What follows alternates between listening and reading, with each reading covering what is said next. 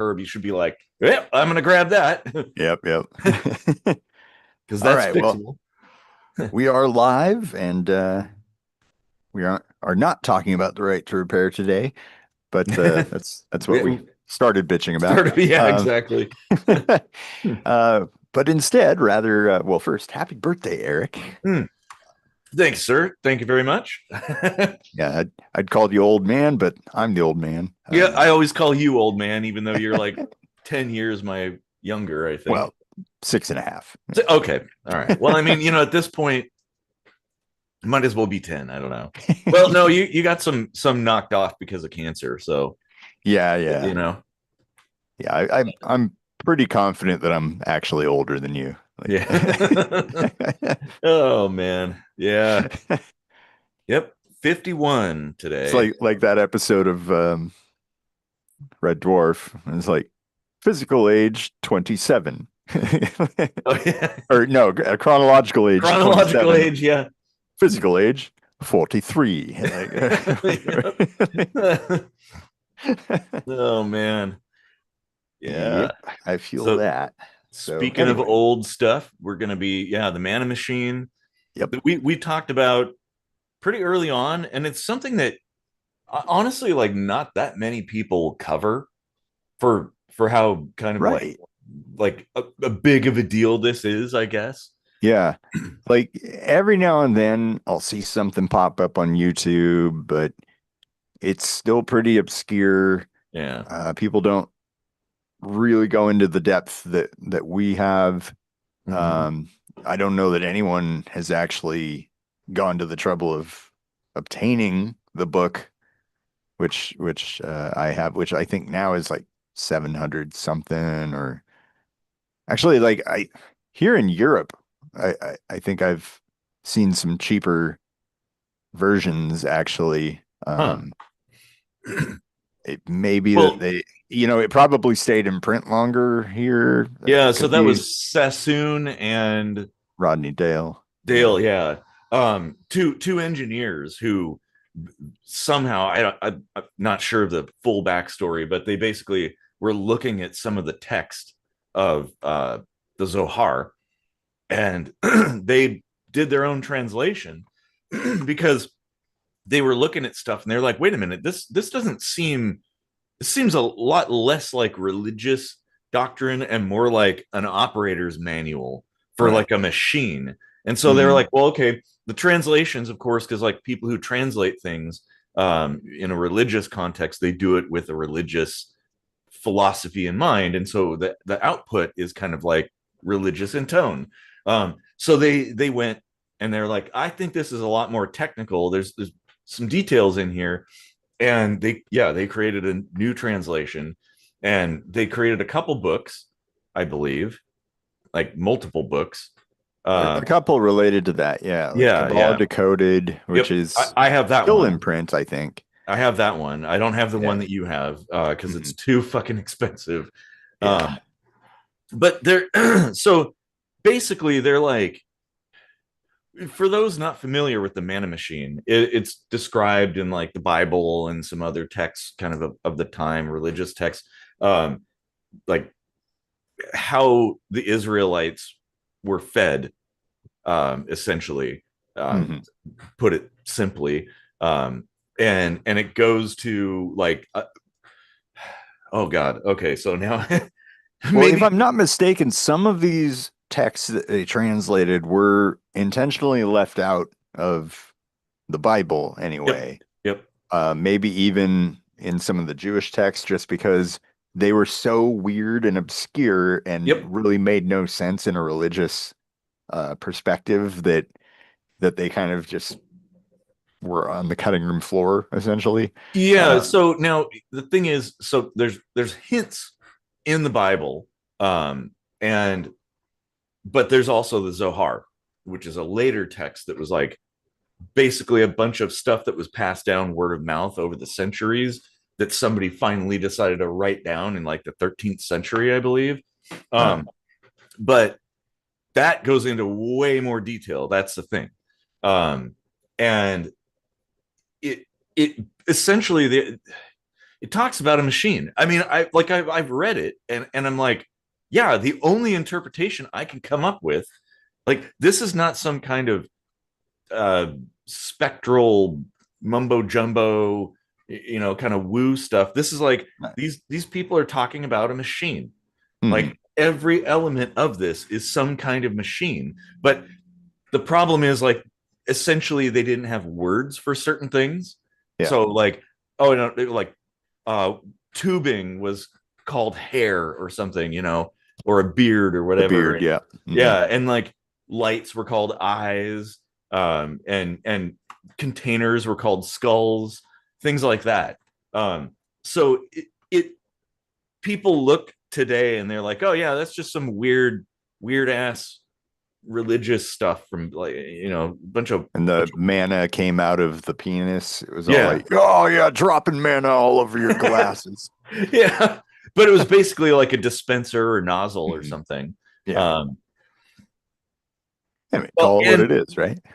yeah, well, it's like, okay, that tracks. Like, I get Yeah. it, I understand how, like, they didn't have words for that stuff, which we do have now. So it's like, Nick but Manning, manna. Hmm. Hmm. so basically the principle of the Manna Machine is, it is presumed by some, those two guys, when they wrote their books and stuff like that. I think they even made like a mock-up Yep. design. um, we still have to make a functional one. That's the plan. I need to, the trouble is getting a hold of the correct, like, getting a hold of Well, strontium 90. That's no, that's what I want to talk about though.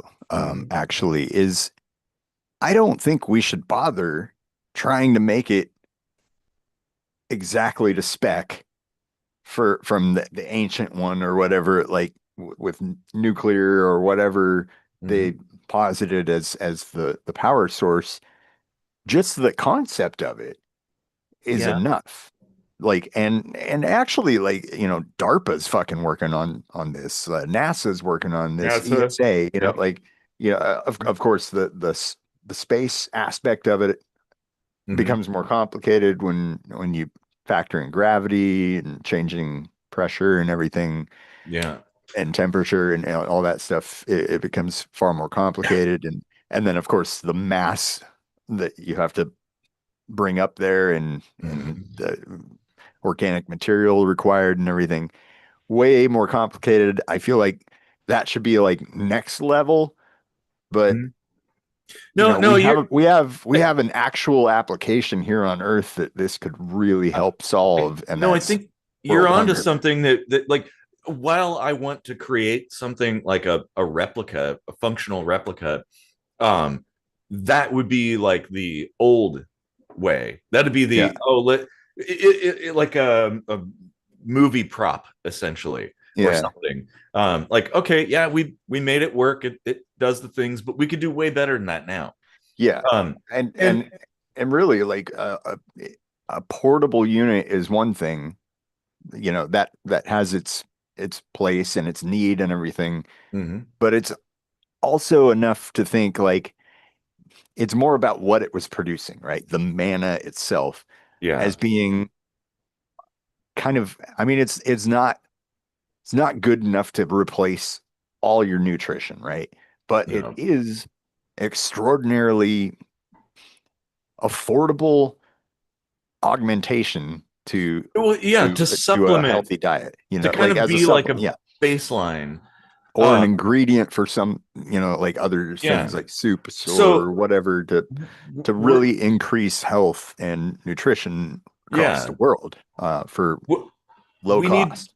absolutely. Well, and I do believe that the correct way to do that is with radioactive elements of some sort, um, because you don't have to charge it, right? It'll last for 10, 20 years just on its own, which, like, so, okay, let's also, for the uninitiated, we need to remember that you and I understand this thing quite in depth.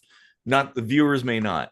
Hmm. And so the Manna Machine, in concept, is basically like, this is some otherworldly device that came somehow, like from God or whoever, to the people, and it produced food, and it did other stuff, right? So it also was a communication device. Apparently, you could talk to God through it, which is interesting.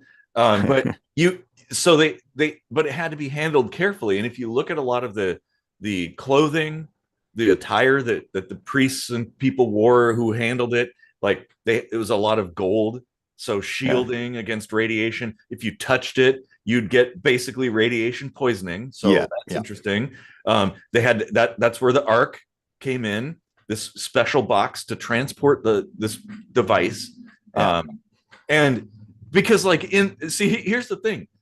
If you read just the Bible, it's like, wait a minute, something's amiss, because the Ark of the Covenant had like Aaron's rod, the Ten Commandments, and some manna in it. Where if you also read about manna, manna was like God's gift to the Israelites, like, oh, it would descend in the morning, but if you tried to collect it, it would go bad. Right. So like it didn't last that long. So how is there God some forgot to give us refrigerators. yeah, exactly. So but people, these two guys like surmise that maybe it was a device and not just manna on its own, and that Right. device made manna, and manna was some kind of product of algae or something.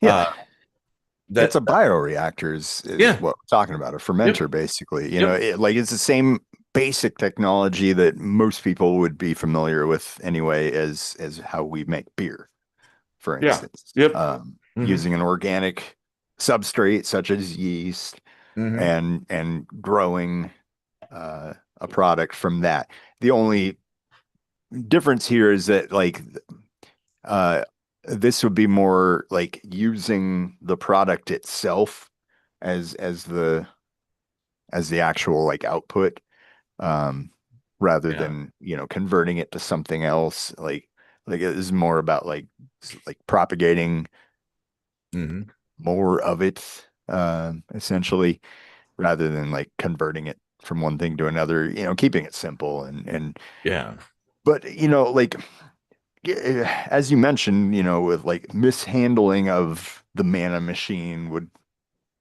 cause like radiation sickness and stuff like that. mm-hmm, That's one other reason I feel like, unless it's absolutely necessary for the situation it's required for, mm-hmm, maybe in space or whatever, where there might actually be people above a layperson level of understanding, it would be yeah. important for it to be easily usable by people without much training, like, And that's where we could do that. and That's my remaining safe, like yeah, if you yeah. can That plug it into a wall and you're on an electrical grid already, do that, like, sure. And maybe at this point, see, because my speculation about all this is many of our religions originated from spacefaring peoples who mm, came to this planet. Whether there were already people here, whether the people that are now here came from outer space, I don't know. But they brought with them some stuff, obviously, because it's like, oh, hey, if you want to go, I don't know, even our nearest neighbor, 4.5 ish light years away, Proxima Centauri, and come here, you need food. And mm, like a self-sustaining food creator is absolutely vital. yeah, And so, but they brought with them all kinds of stuff. I mean, I think I might have brought up the shamir as well, like this worm thing that could vaporize stone. Um, there's all oh, kinds of weird. It's like if you dig deep, there's a bunch of weird technology that is described in a lot of these ancient texts. I mean, obviously the Vimana, like if you read the Mahabharata, like there was a nuclear war apparently at some point in time, and there's actual evidence of that. hmm, Whether it be a nuclear war or some like asteroid hitting Earth, um, like kind of interesting. But huh, I think I've always been of the mind that like, yeah, we came from somewhere else. Like we have a deep connection with other places. Um, there were starfaring peoples who came here and left behind some stuff, whether they got stranded and they're like, okay, well, this is all we got, let's use it until it stops working, and then they just kind of blended in. Yeah. um, or whether they came here and then buggered off, I don't know. I'm more of the former than the latter, I think. I think it was explorers that came here. um, and like, we're a lot of religious texts are like the remnants of like all the rituals and things. It's like, oh, because you had to have a right way to do things. And so they follow that protocol because that, oh, it's like, here, oh, here's your safety checklist. But well, now that you've like gotten stranded on planet Earth, you keep that up, but then eventually it becomes, I don't know, it just blends in and becomes Yeah. this sort of religious ritual. And yeah, but safety for sure is a thing, and I think we could because to me, I think a lot of that stuff was accidental.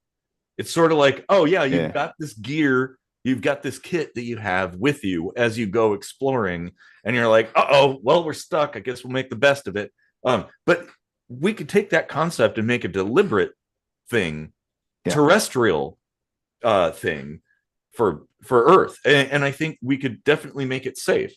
um And I mean, there's actually, well, for one thing, we've already got working, tried and true technology that parallels what the Manna Machine did. Like yeah. I've I've received training in it, even at Penn Well, State. you could take a Like, couple of like 10-gallon fish tanks and basically and some like UV lights and basically build a Manna Machine, well, some yeah, I tubing mean, and but stuff. in order to like keep it, sterile and Hmm. safe for human consumption and everything, of course, it has to be a lot more complex than that. But Sure, the sure. the actual operation can be made much simpler than the engineering of it, of course. Yeah. And that's the important thing, I think. Like creating a kind of a core technology that can be adapted to various environments, including Mhm. eventually space or the Yeah. moon or whatever other planet, Venus, Mars, whatever.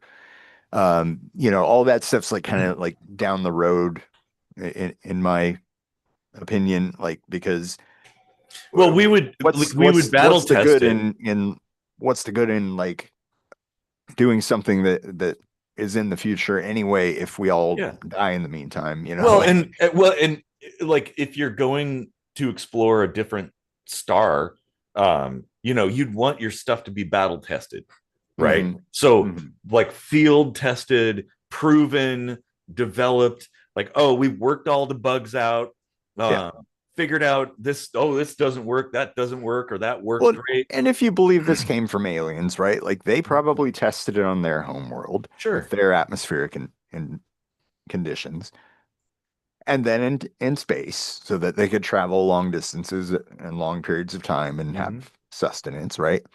And they've already worked out the math on that so that they could take a third location and triangulate the math in such a way that they could be like, okay, let's do some calculations here. Okay, these are the parameters you guys need, and Hmm. then provided it to humans, right? Hmm. So, of course, it makes sense that we try it here on Earth, Hmm. feed people, like, Yeah. and then adapt it to space. And then wherever we go, we actually now have the same ability to triangulate, like, okay, these are the things that we needed to adjust based on the gravity, like, and Yeah. here's Well, how things are here. So like, it's if you think about it, like the Artemis are like the moon flyby that happened fairly mm, recently. Um, like initially, NASA, they had special cameras like Hasselblad cameras, um, commissioned for taking pictures, but like a lot of the pictures, people just had like an iPhone. Like the astronauts, they just had like an iPhone, like off the shelf kind of shit. They did have some good cameras, but they were also just regular cameras. And so it's like, yeah, you'd want everything to be, it shouldn't be bespoke. If you're going on some distant mission to another star system, you'd want everything to be sort of like, oh yeah, it's made by fucking Sony or whatever. Like, yeah, like we've got a bunch of these. Everybody knows how to use them. And of course, then the problem becomes like, well, they'll get stranded on the planet orbiting Proxima Centauri or whatever. Because now we're back to where we were.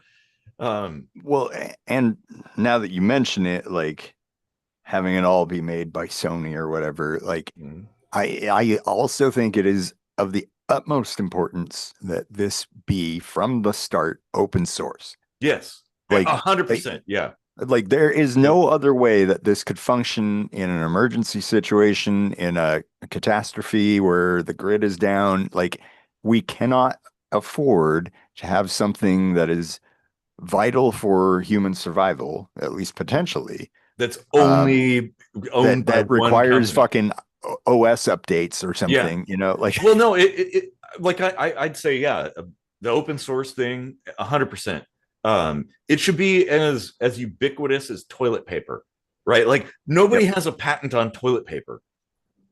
There are different brands. You might be like, oh, I like this brand over that brand because maybe they give you a little bit more. It's a little softer. Just don't get fucking single ply. I don't know why that even exists. That's like army toilet paper. What the hell? There is a patent apparently on the toilet paper roll though, and in the patent it shows definitively that the roll goes over, not behind. Oh yeah, nice. Well, I'm saying it's in the patent. Yeah. Answer that question once and for all.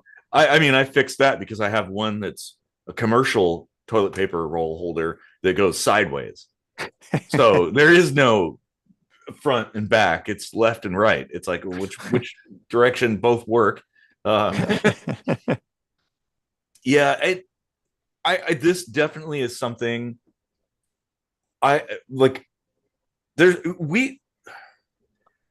we can try to kind of reconstruct the past, the things that we believe maybe, oh, this is how they did it, but it doesn't matter. We could just kind of ignore that and be like, oh, what's the goal? Making food. Okay, well, how do we do it? We make a machine that makes food and just keeps making it. And in the Manna Machine, it was a radioactive power source, speculated to be strontium-90, and then they had like this fluorescent material, so it created light, and like in these skulls, and basically gave light to algae of some sort, and it grew it within, and we don't have to necessarily do it the way that they did it. Right. We could do it anyway. Like, but the principle. I was thinking about that for like scaling it up and everything. When light is the food source, essentially, you run into this scaling problem where the more volume of liquid that you have as this algae grows, it becomes darker and darker and more dense, so the light is having more trouble to get through. And I was thinking, like, if the light source could be kind of central and the glass tube is basically like hollow in the center, and the glass tube just like goes around the light source, but then on the outside there's also a kind of like refractive material that it could maybe like bounce the light around a little bit. That'd be something. Reflective material or reflect. Yeah. No, actually, you could probably combine the two, actually, like have refractive kind of interspersed throughout the direct light where you want it. And honestly, I think the best way would be to have it in motion. Yeah. So it isn't you need agitation. It has to be. Actually, the agitators could have the refractive material on it. Yeah. That would actually work really well. And having multiple options, because I still think that the nuclear option also should be on the table for places where it's like, well, you don't have access to reliable power. Like there is no power. So you need something that's self-sustaining. Maybe not like the the total uh uh what's the word I'm looking for? Not remote, but portable. Not the total portable Mm. version, because that ends up becoming like kind of a hazard, and Mhm. you know, user error would be potentially fatal and stuff. So Well, if you did it, the thing is, if you did it right, it wouldn't be a problem. I like NASA uses RTGs all the time. So has like the Soviet Union, I think China too, as power yeah, sources. but yeah, NASA is dealing with highly educated people that And trained. I mean, like they're like, oh, we're here's talking about like protocol. making this actually like layperson usable. Yeah. It really shouldn't, like, like the whole portable nuclear generator idea like gives me pause, just because of like that's not necessarily something that just everyone should maybe be handling. Well, the thing is, if you're using like a plutonium power source, the danger is not in the radiation. The danger is in the toxicity. Like plutonium is extremely toxic. You do not want to be touching it and then licking your fingers. You could take that plutonium power source and like put it under your pillow and go to sleep at night and be just fine. But the toxicity is a factor. But it should be like a tool in the toolbox. Like we could have different versions, right? You have and maybe like I just remember the time that you and I were driving around in my van, and I stopped to get gas, and I spilled a bunch of gas on my hands, and I got in, and I had that little car spray cologne stuff, and I sprayed it on my hands, and you're like, well, that takes care of the toxicity, but what about the smell? yeah, that's right. Oh man. Hey, I could fix one problem. I might as well, Yeah. right? Yeah. I think with a little bit of engineering, and maybe having very simple instructions, I think that'll work out okay. But again, options. We Mhm. could there could be something you plug into like a regular outlet and it just boom makes food. Yeah. You I put in mean, your starter in a stuff and you put water desert in. environment, solar would be plenty. Absolutely, yeah. you know, Yeah. um, in many environments actually, like, uh, and then in other environments like more tropical, like you've got to deal with uh, humidity and stuff like that, Mm-hmm. and factor that in, and how that affects everything. So yeah, there's definitely like a lot of different like field kits that would have to be set up, but as far as like logistics for feeding people, it really could just be something that is kind of provided to existing nonprofit aid relief organizations around the world Oh, that's who a good point. already Yeah. kind of have camps and stuff set up, and just kind of build them, like, drop a shipping container in with a Yeah. helo or something, and it's got a ready to go fucking lab in there Yeah. where You they just just like churn out pull the manna. out and Like, you fill it with water and then there it is. It works. yeah, Makes food. yeah. And so it really comes down to kind of like what is the material that's being bred in this machine. I think algae actually like it's a pretty good food source when it comes to like just at least meeting your basic needs, like Mhm. keeping you alive. um and in like the Bible and some of the other texts, it describes manna as kind of sweet. So maybe we could like genetically engineer some kind of algae that also is like sugary.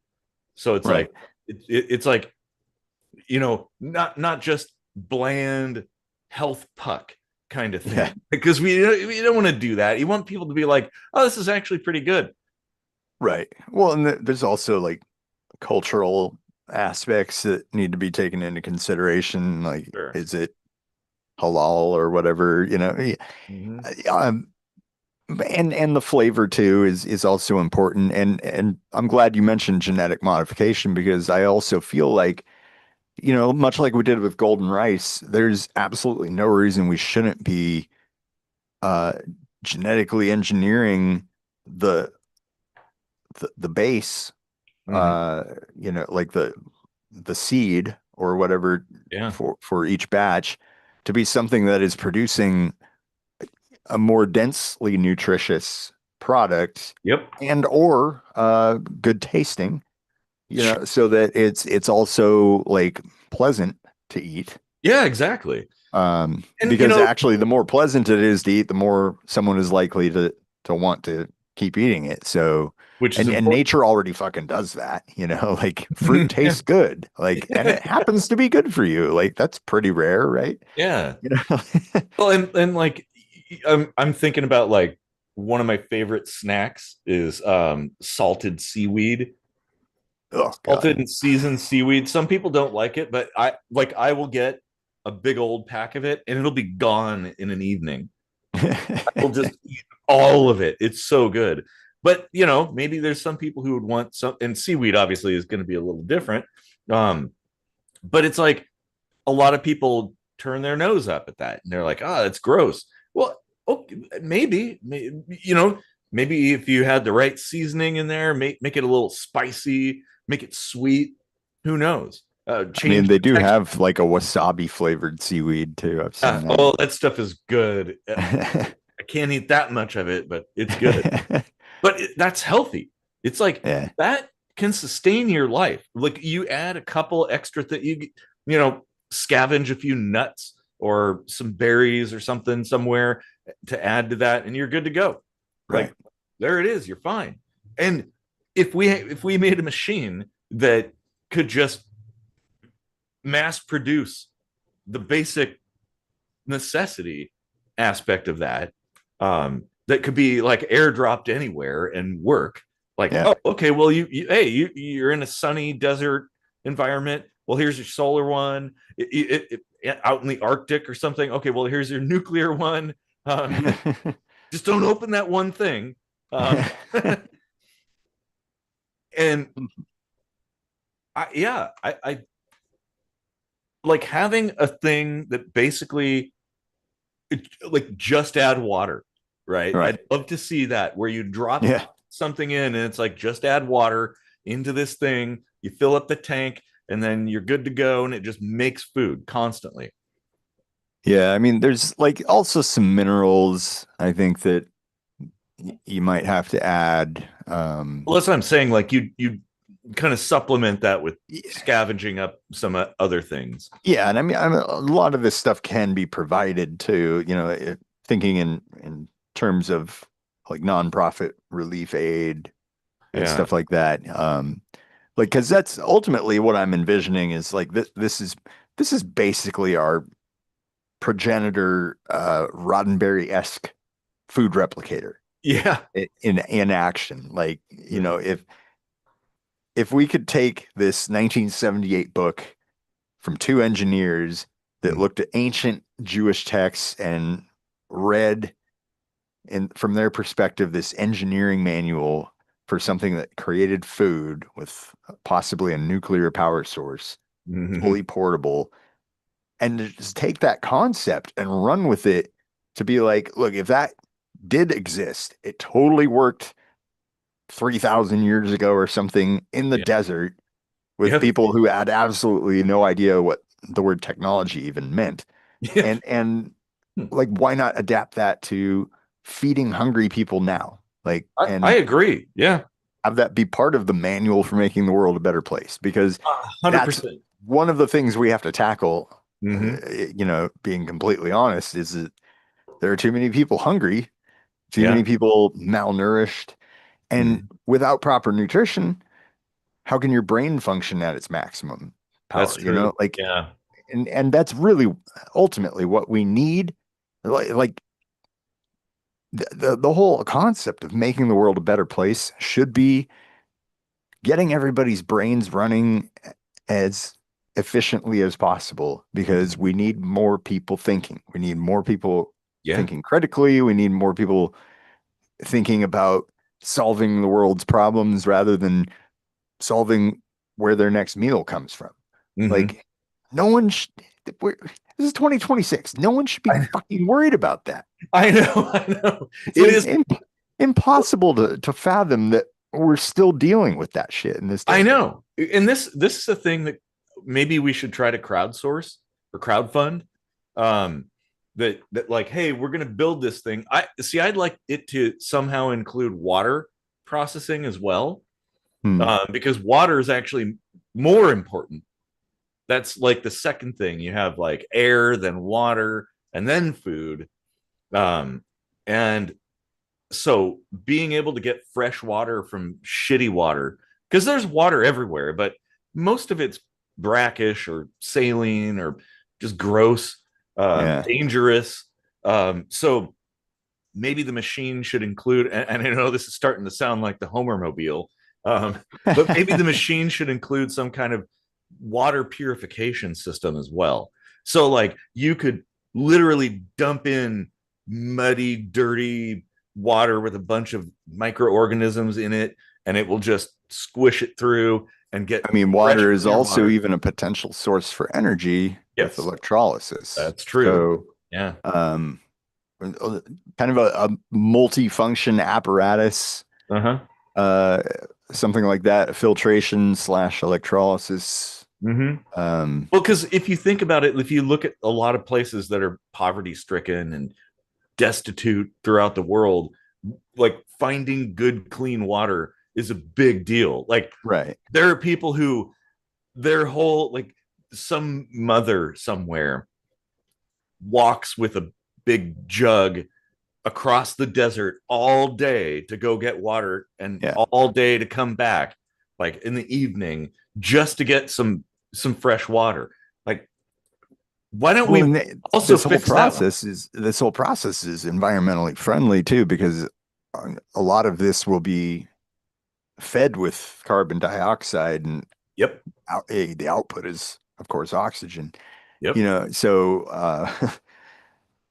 like especially when we're talking about like chlorophyll based stuff, like like a photosynthetic Yeah. um, based life that we're using as substrate, and Mm-hmm. is especially helpful for the environment. Like we would probably not only make a dent in hunger, but even a slight dent in the climate change problem with Environment. something Yeah. like this. Sure. You know, Absolutely. especially if people like liked it enough. Like uh, I try to eat healthy, even if there's stuff that doesn't necessarily taste good, by mixing it in with other things to Yeah. the point where like I'm not really noticing like a shitty flavor anymore.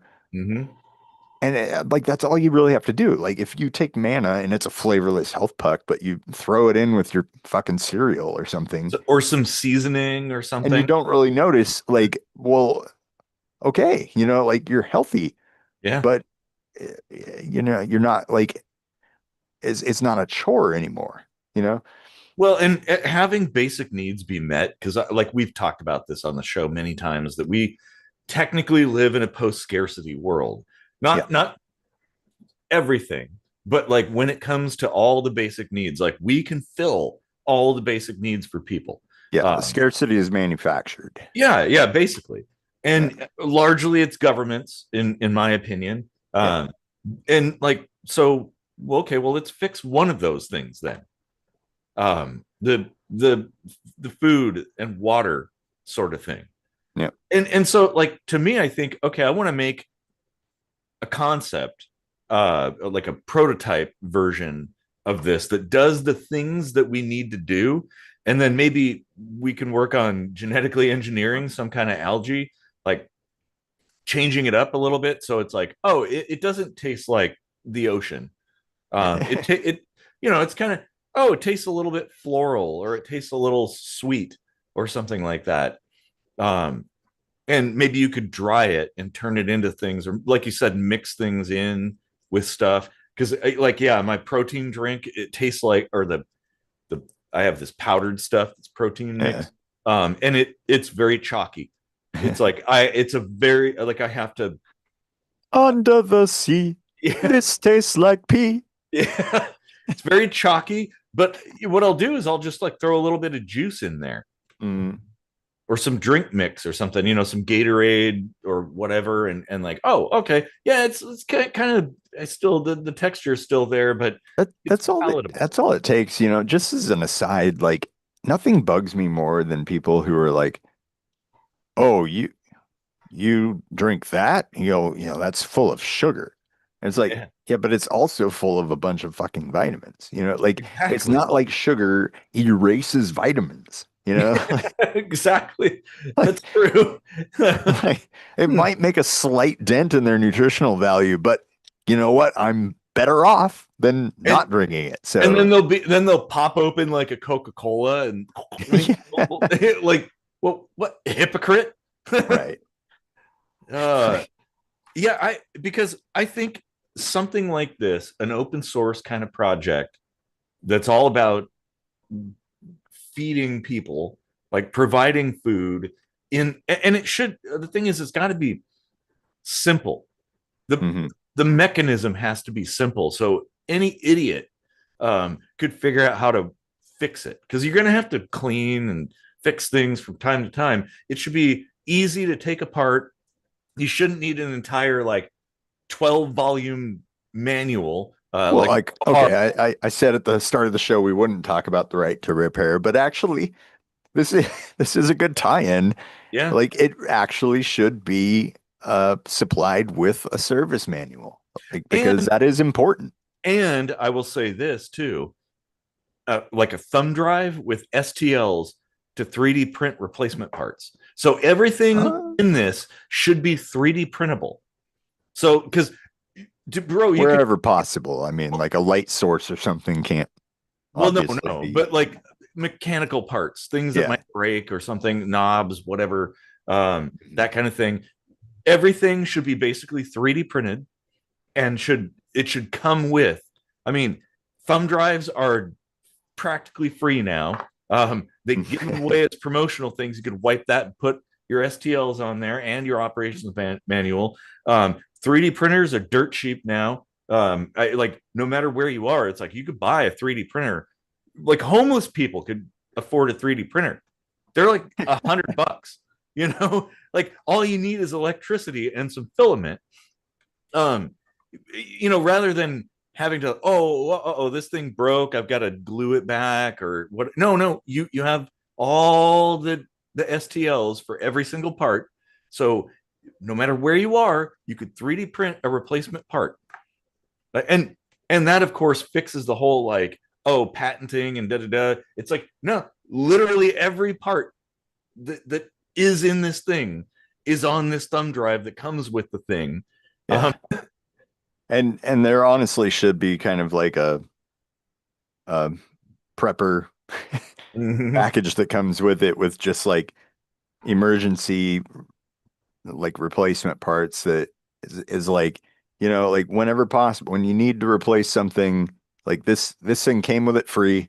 Try yeah. not to open this unless you absolutely need, because like the world is basically like cut off at some point for whatever reason, like because that is also important too. Like if there is like, a fucking solar flare that knocks everything out or something, whatever, Which like could have, like, it's important that people have the ability to sustain themselves for as long as possible. yeah, yeah, exactly. And I would like to have a paper manual that's pictorial based as Mm. well. So like all the dimensions of all the parts are there.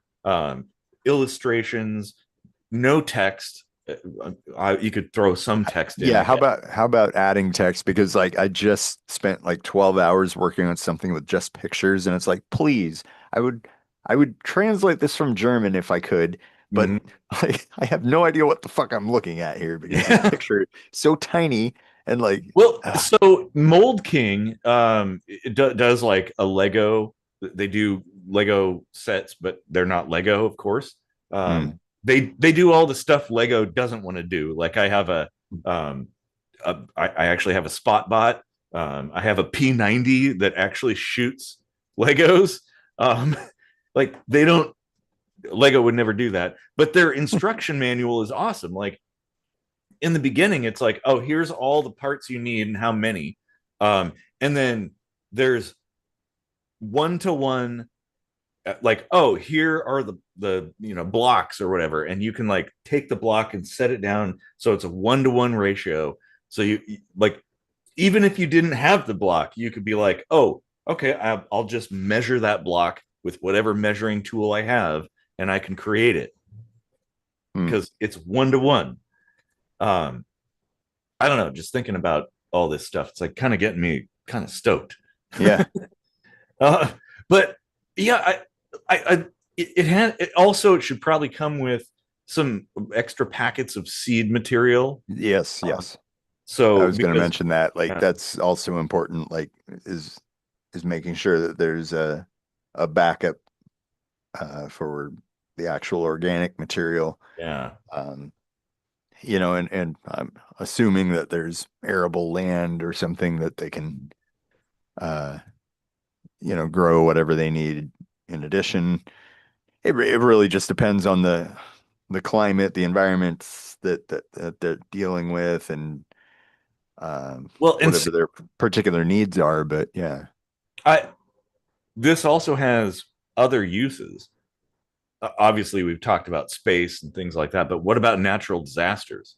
Imagine yeah, like airdropping yep, a pallet of a bunch of these things into some place like where there was a earthquake or whatever, and like all the facilities are shut down. You just yeah, like give people the means to make fresh water and healthy food material.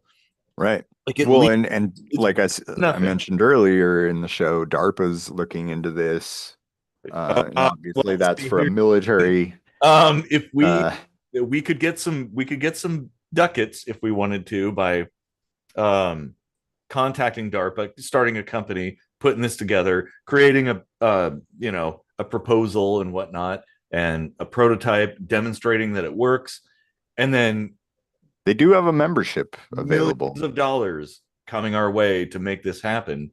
Actually, people shit talk DARPA, but like a lot of stuff that they did became sort of like beneficial to humanity.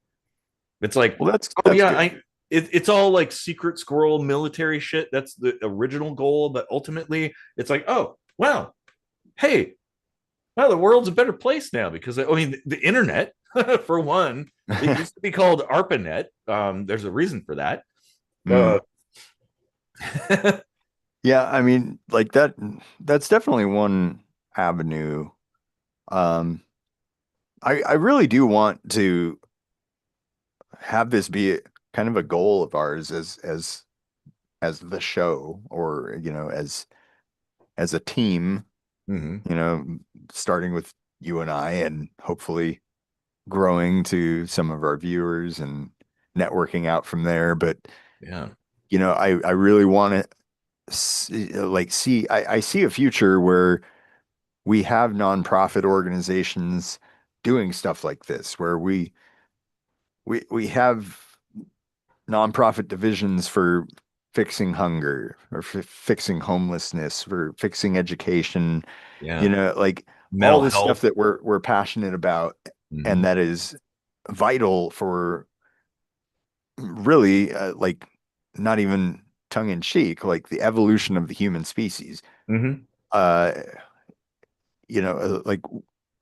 somebody needs to actually put this stuff into motion. All this potential in the world is being wasted I on think it's the status quo, yeah. propagating the status quo I, over and that over yes. again. Like, Well, and we just recorded a lightning strikes twice where we were talking about complaining. mhm. And it's like, yeah, I sure, but we have too many people who are just bitching about the status quo and the way things are and stuff. And it's like, okay, then do something about it. Right. Figure out a solution.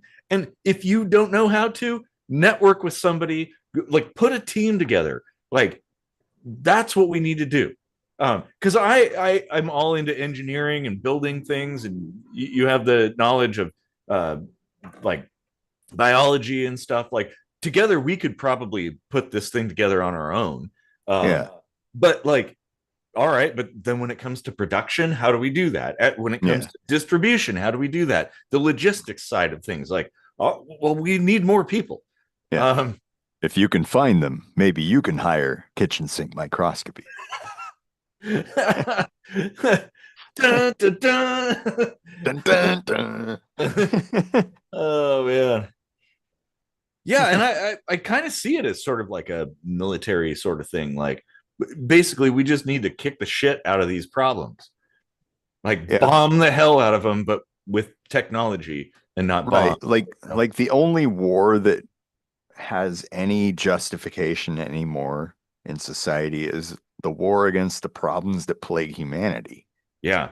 Yep. And those problems are not terrorism. Those problems are not fucking socialism or something, like like all that shit is propaganda that is meant to as like fucking keep the status quo going as it is, Of like course. Well, yeah, yeah, exactly. Because some people want to be large and in charge, mhm. and they feed off of that essentially.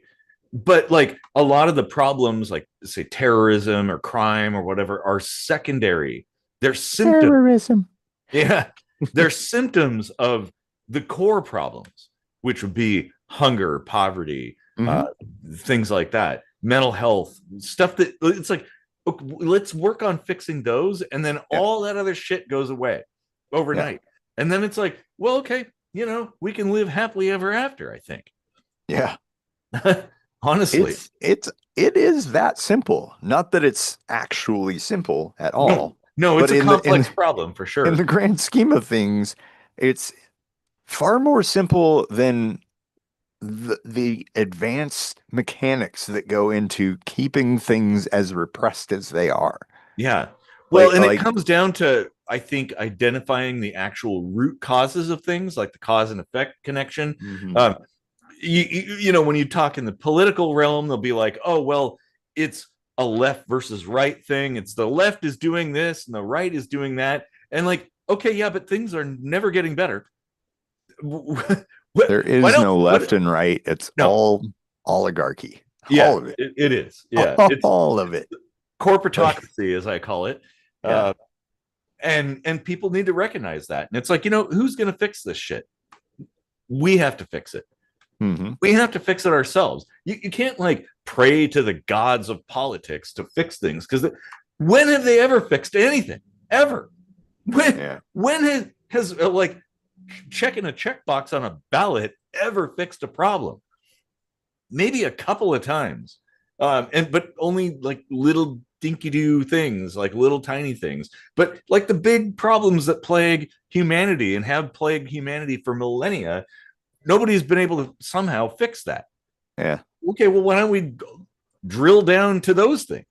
And like, okay, well, let's, we can't, you and I, we don't have the material wealth to be able to solve Yeah. all the problems at once, but like we can try to solve this one thing, that like I mean, hunger and thirst. Like we already have that. This is the thing, we already have the Manna Machine. Like right. the technology fucking exists. Yeah. We just got to stick it in a package that's easy to use and airdrop it somewhere. Yeah. The places where people need it. In doing so, people will find in the description for this video a link to our Substack post that kind of fed the idea for this episode. Um, and in doing some research, I came across a journal article. Uh, it was an idea proposed to the ESA from here in Germany. Mhm. Um, and it was kind of rejected based on like maybe being too heavy for the payload for space application. Mhm. But I I toyed around with the idea of maybe actually like reaching out to the author and kind of being like, you know what, like we really want to take this uh idea and run with it here on the ground. Like, Yeah, could you help with that maybe? Because like it will definitely take like networking with some experts that have actually like done some real research into the sure. practical applications of it and everything. And I mean, I've received a little bit of training on this. I have like a little paper certificate, but that's nothing, like I understand the basics, but I'm not, by no means an expert in it. So, Mhm. um, like ultimately, like I want to actually get to the point where someday we can say, like, I love it when a plan comes together, like Actually, I have a bumper sticker that is the 18 that says that. because like I I've I've got enough legacies to leave behind, things that I'm proud of, but that's no excuse to stop Exactly. striving for something bigger. And why not change the world? Why not do something that actually makes a positive effect for everybody? Yeah. And I think it's totally possible. It It's it it's it's been just a matter of, possible for 100 years, and like, why not? yeah, like why not just do a little legwork to create the right connections and Hmm. get enough minds and enough people, like that's the thing. Like, time is a finite resource, but the more people involved in the project, the exponential increase in time you have Yes, for this is for true. stuff, and that's what it's going to take. Like, Mhm. it's fine for us here on the show to brainstorm all this stuff, but for everything to become boots on the ground, it's going to require more people and more time. 100%. Yeah, yeah. And that's where it's like, I, as a prepper, I'm one of those preppers who's like, the whole lone wolf idea is bullshit. Yeah. You're not gonna, if you think you're gonna go it alone, you're an idiot. Um, you're a Yeah, I bigger mean, idiot than me. it Uh, might be technically possible, but it's certainly not going to. well, It only benefits the self. So it's like, yeah, and it's fueled by Hollywood, like Rambo and stuff. Oh, Rambo, he's yeah, got his knife and he just takes on the county sheriff deputies and stuff like that. Like, yeah, well, I mean, that's cool for a movie, but yeah. in the real world, um, Like, it like doesn't. every, like whether you, I mean, I don't even believe in karma, but like, if you believe in karma, like from the moment you're born, you're indebted to someone else for your survival. Yeah. Like, you cannot make it from cradle to grave without depending on someone else. So Mhm. you owe it to other people to pay that forward. Like, Sure. it's that simple. Like, Absolutely. you Yeah. cannot just do this lone wolf, selfish bullshit. We're all on this planet together. We Hmm. all depend on each other.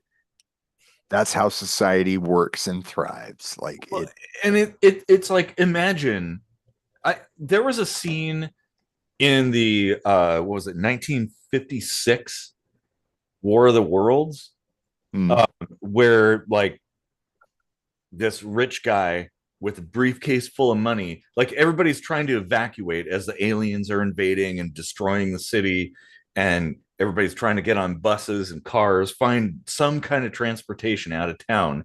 And this guy's like, I've got money, I can pay you. And somebody like kicked him, and his whole briefcase busted open, all the money just flew away, and like he was left behind. And it's like, yeah, yeah, it isn't always about money.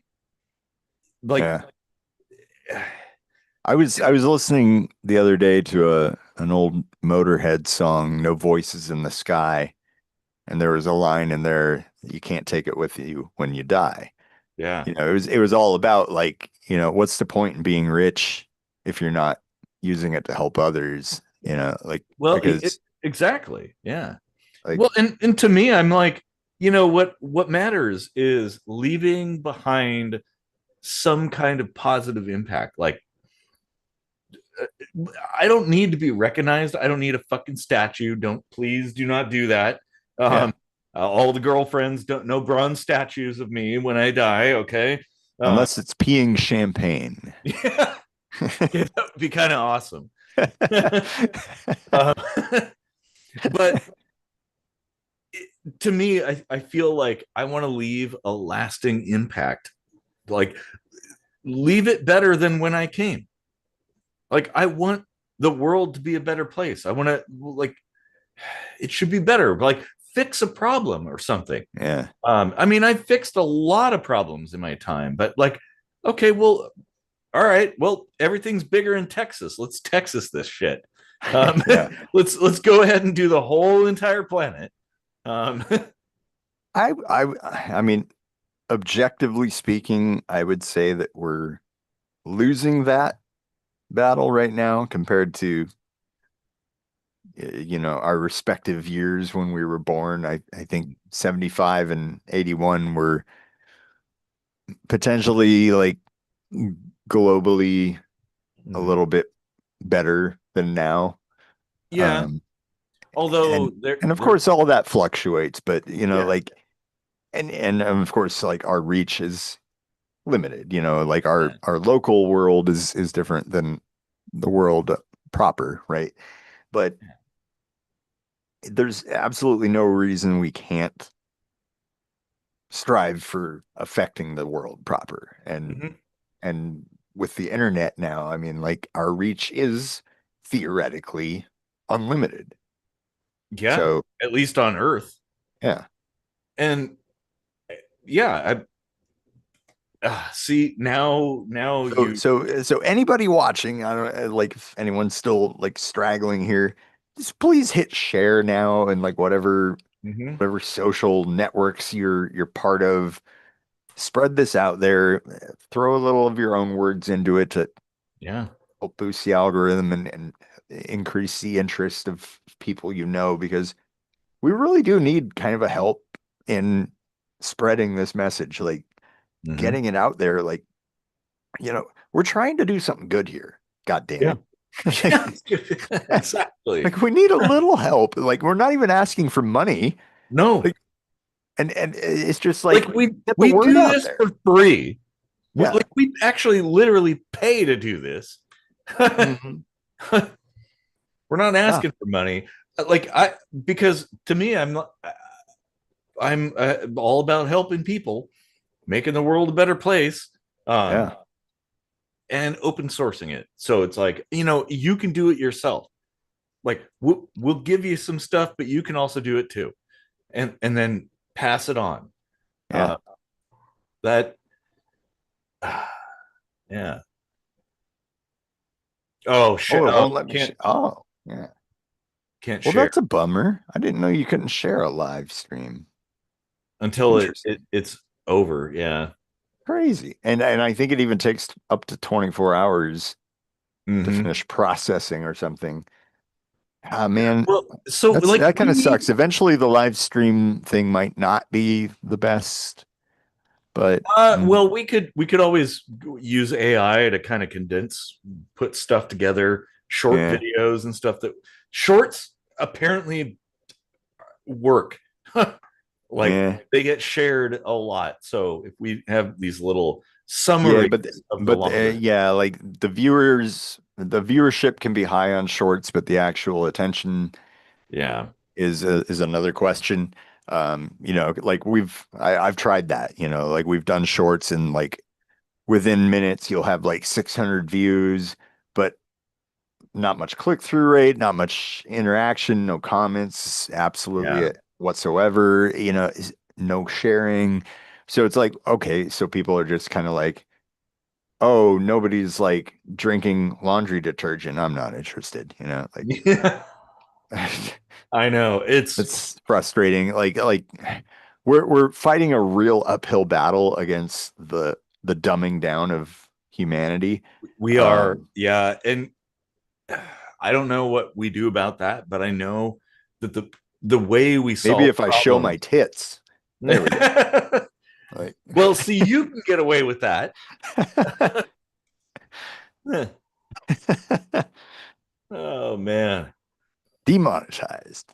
Yeah. I think we They're did male nipples. It's actually. okay. Like, Yeah. if that Like makes what any sense. that makes no sense at all. No. But like we have to assemble a team is what it comes down to. It's like we need people who are good at doing a variety of different things. I remember back in the 90s, I had a group of people. We were all going to create like an electronic jazz band, and we had the craziest, most eclectic team of people. Um, and we made some cool music. Never went anywhere with it. That was That's like, because none of you did heroin. yeah, yeah. Well, no, okay.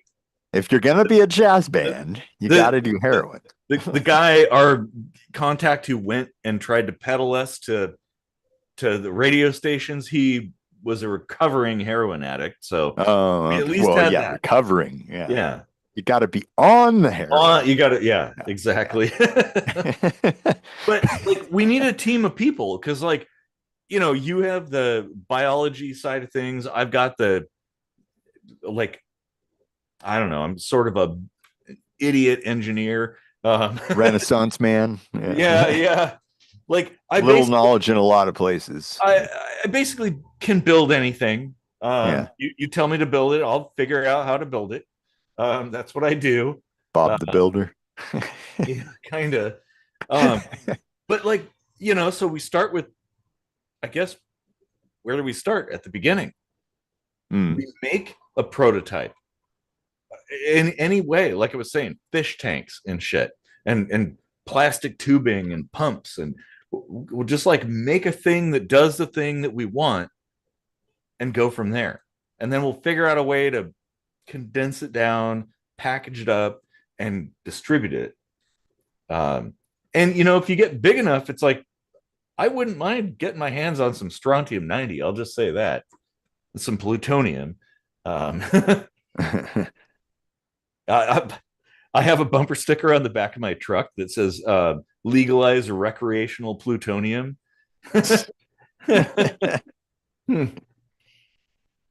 Interesting. Yeah. But like, there's a lot of missed opportunities there. Like, it kind of drives me nuts that watching the news and all this warfare that's happening and all this bullshit, um, like all this destruction, like we're spending money to destroy things. How does that make any sense? Yeah. You know, I feel like Dale and Sassoon, the authors of the Manna Machine, were maybe like laughed out of their kind of circles, their critical thinking circles, and that's probably why the book is out of print now and everything. Mm-hmm. And I feel like a lot of people are kind of turned off by the association with the idea that there is maybe an extraterrestrial origin for this technology. But I don't want people to get bogged down in that aspect of it Mm-hmm. because if you think about it, look at all the technological advances that society has gained from science fiction like Star Trek.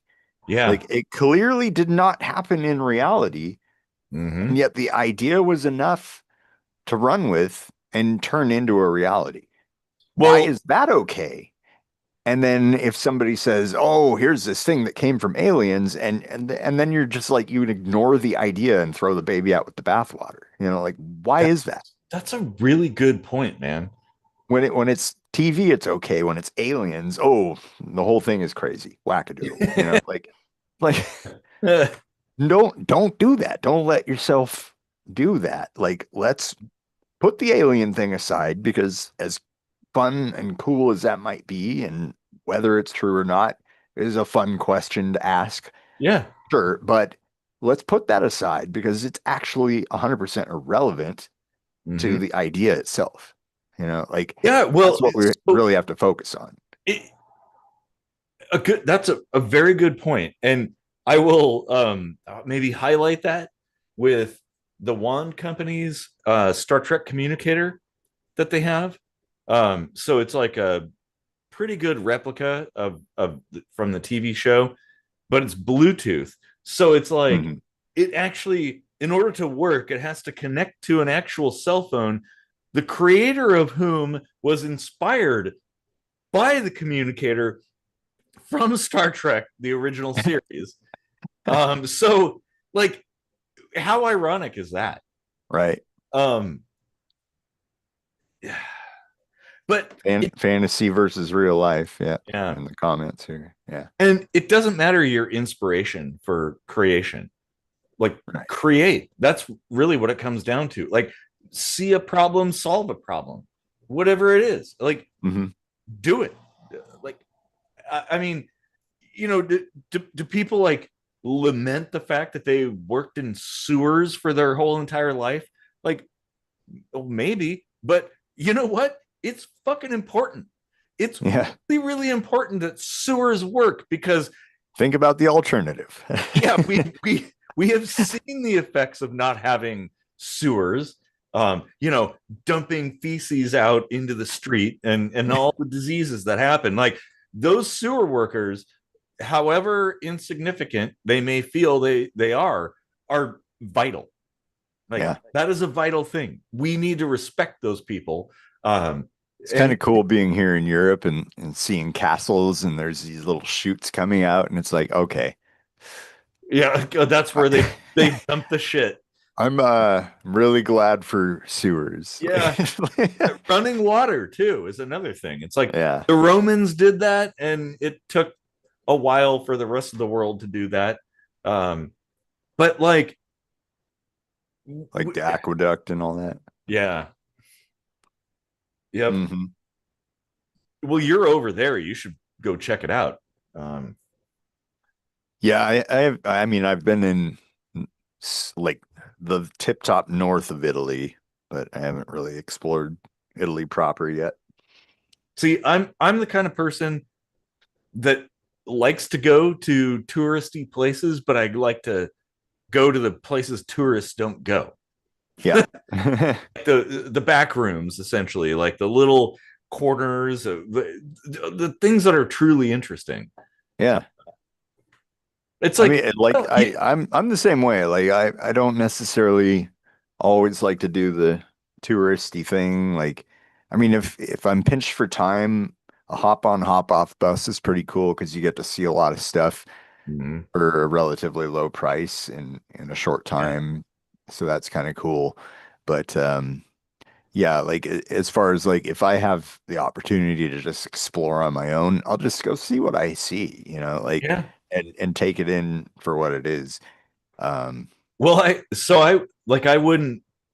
I'd love to see the Eiffel Tower, but you know what I would do if I visited the Eiffel Tower? I wouldn't be taking selfies, wouldn't be going on the tours. I'd be looking at the bolts that are holding it down to the ground. The, so my I this okay, to tell a little story about my an origin tale, I guess. When I was a kid, my parents took me to like a petting zoo, and my mom, she loved telling the story, but they had like a bunch of sheep and stuff, and all the kids went and they were petting all the animals and stuff, and I went to the gate and stopped, and I was like looking at the latch on the gate and figuring out how it operated. Like I didn't care about all the animals. I'm like, how does this gate work? And that, I think I was like 6 or something like that. So that set the stage for the future. But I think we need to make this. This has to happen. Mm, Like this is a battle worth having. This is like combat against entropy.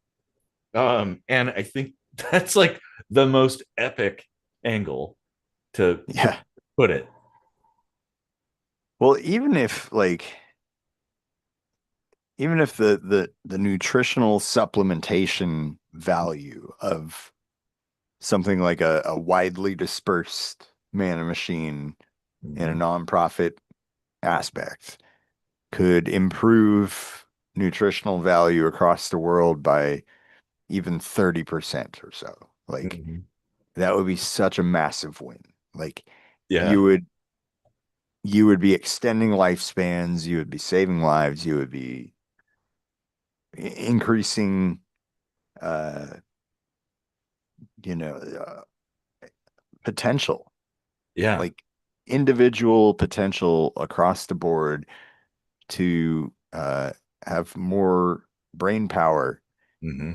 And I'm a firm believer in the power of numbers Yep. and just the kind of odds of there being untapped potential geniuses out there who, given a chance, Hmm. can actually bring a lot of amazing ideas that will change the world for the better. So Well, like it is a even team if effort as a yeah, planet. This is the thing. Like, yeah. I, Like imagine. if all we did was slightly improve conditions around the world so that other people can then thrive and then change the world. That's a win by proxy, Well, and like nutrition is a huge factor in health too. Like, how many, how much mhm. resources are burned fixing the problems of malnutrition in hospitals, doctors, and all this stuff. When it's like, hey, if you just had like kind of a baseline good nutrition across the planet, a free, well, not, maybe not free, but like free as in freedom, free kind of system, um, it it we'd be spending a lot less money, and we probably wouldn't have so many wars too, like all these conflicts where everybody's all angry at each other and stuff. Like maybe it comes down to are they well fed? Right.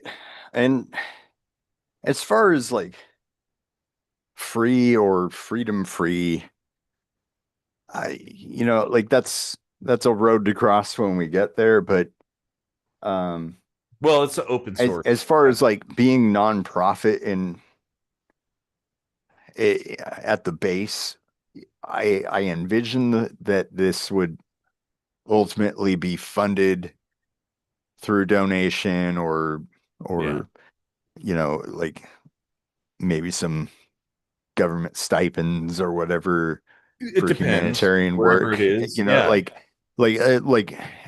especially as being like a supplement to existing nutrition So and okay, stuff. the statement is like free as in freedom or free as in free beer. Free as in free beer is the initial like airdrop. Like, hey, we're gonna give you this, no questions asked. Here it is. Like, Yeah. you can make water, you can make something to eat anywhere, and then it's also free as in freedom in that like you can hack it, you can mod it. Like, well, there's a STLs to 3D print everything. Like anything you can print, there it is. We've got Yeah. all the files, Mm. instructions, all the information, and it's not Modify it patented. to grow Skittles. Well, Yeah, maybe not. we almost, it's almost like we should patent that just to protect it against bad actors. Patent it as like an open source kind of thing. Um, That that is way, possible, right? I think so. I'll have to look into that, but like, because if you don't, then somebody else will Right. swoop in and they'll be like, "Oh, that's actually my thing." Like, Right. bro, you have nothing to do with that. Um, so I want to protect against that. So everybody's free to be able to mod things unobstructed. Um, What what interests me is that there is already a lot of research and practical applications for this already in play. yeah.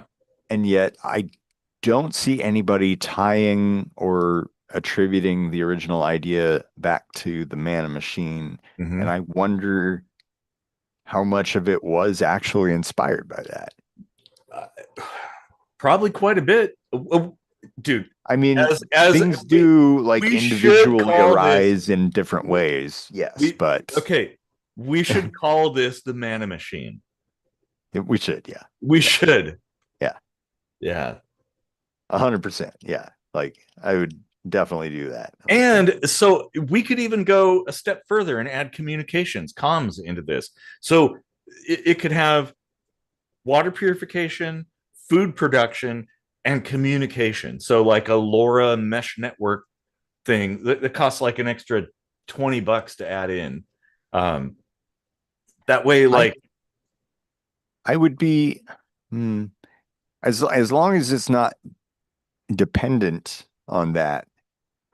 Okay, but I would want to steer away from creating any dependency on internet, no, updatability and stuff like that. Like, LoRa is a standalone system that yeah, like basically if there's other ones in the area, they all can create a network and communicate.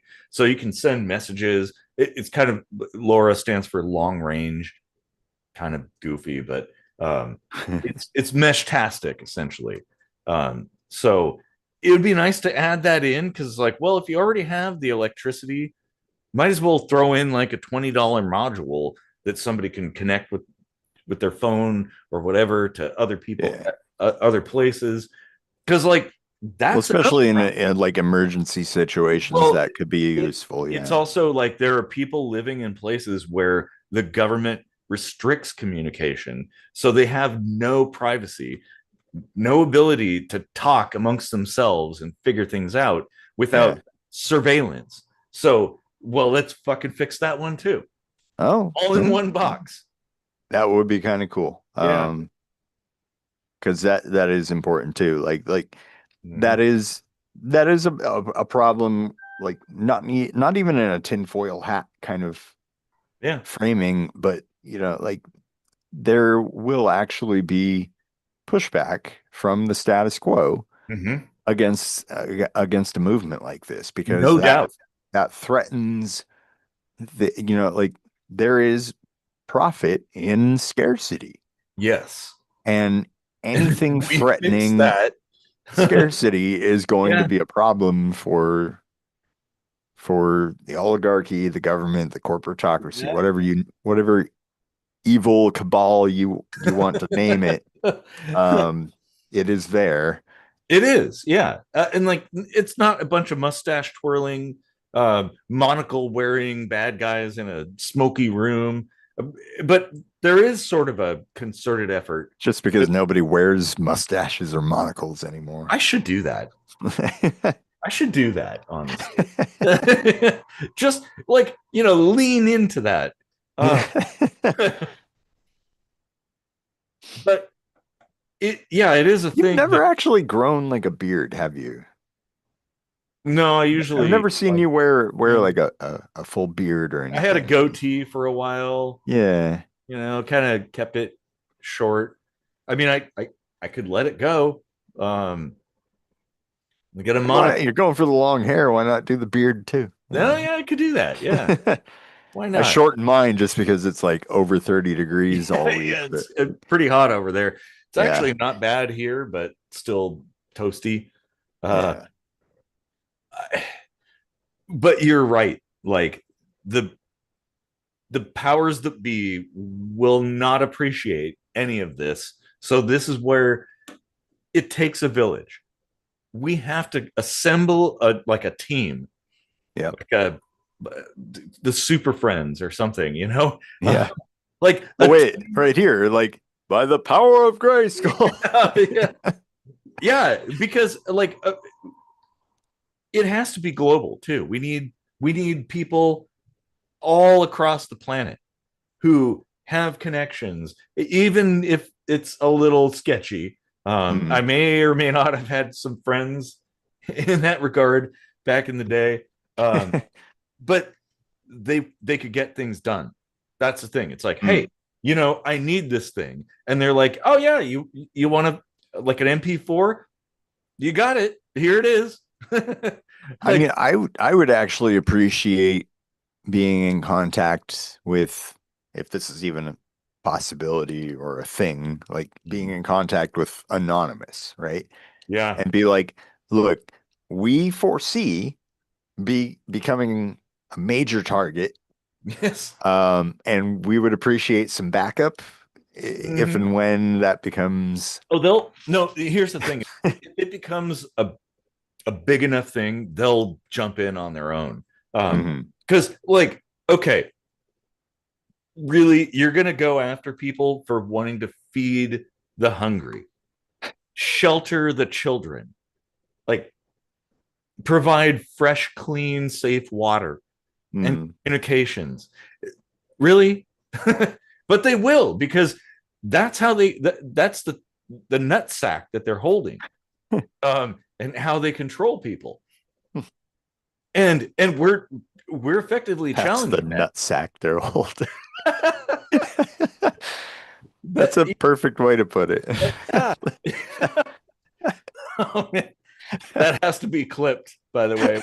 Yeah, that has to be a short. But AI, make that a short. yeah, but that does challenge the system, because it's like, the system is built on the premise that like the only way that people can do all right is the system.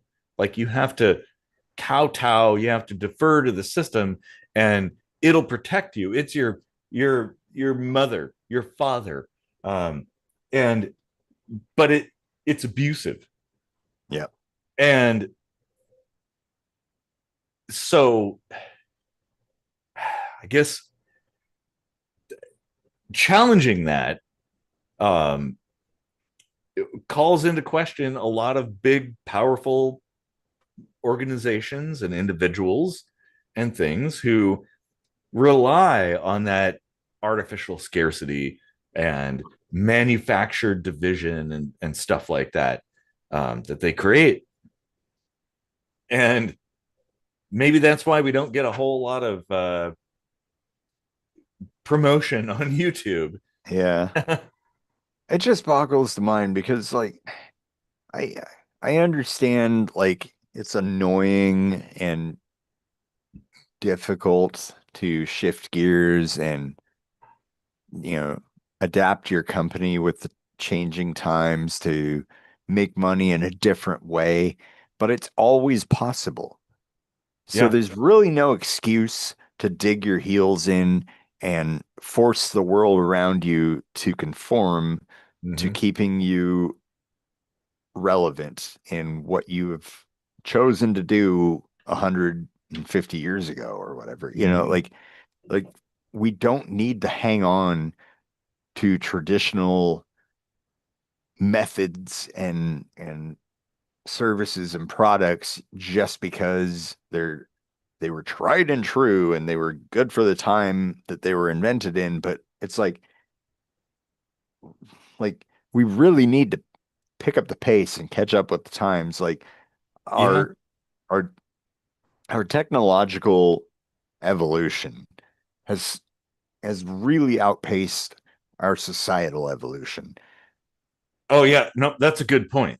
Like we really as a species have not caught up with kind of the social responsibilities that come with the power that we've given ourselves with the technology that we have Mm-hmm. at our availability.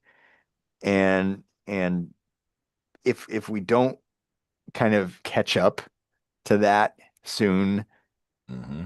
we will destroy ourselves. Well, Uh, either we'll either destroy ourselves, or we'll be destroyed by something trivial. mhm. Like we'll be so dumb and so inept that like something stupid will take us out. Yeah. Like, and that's I, I love, and I would reference this if I could put this in the reference or in the comments or something.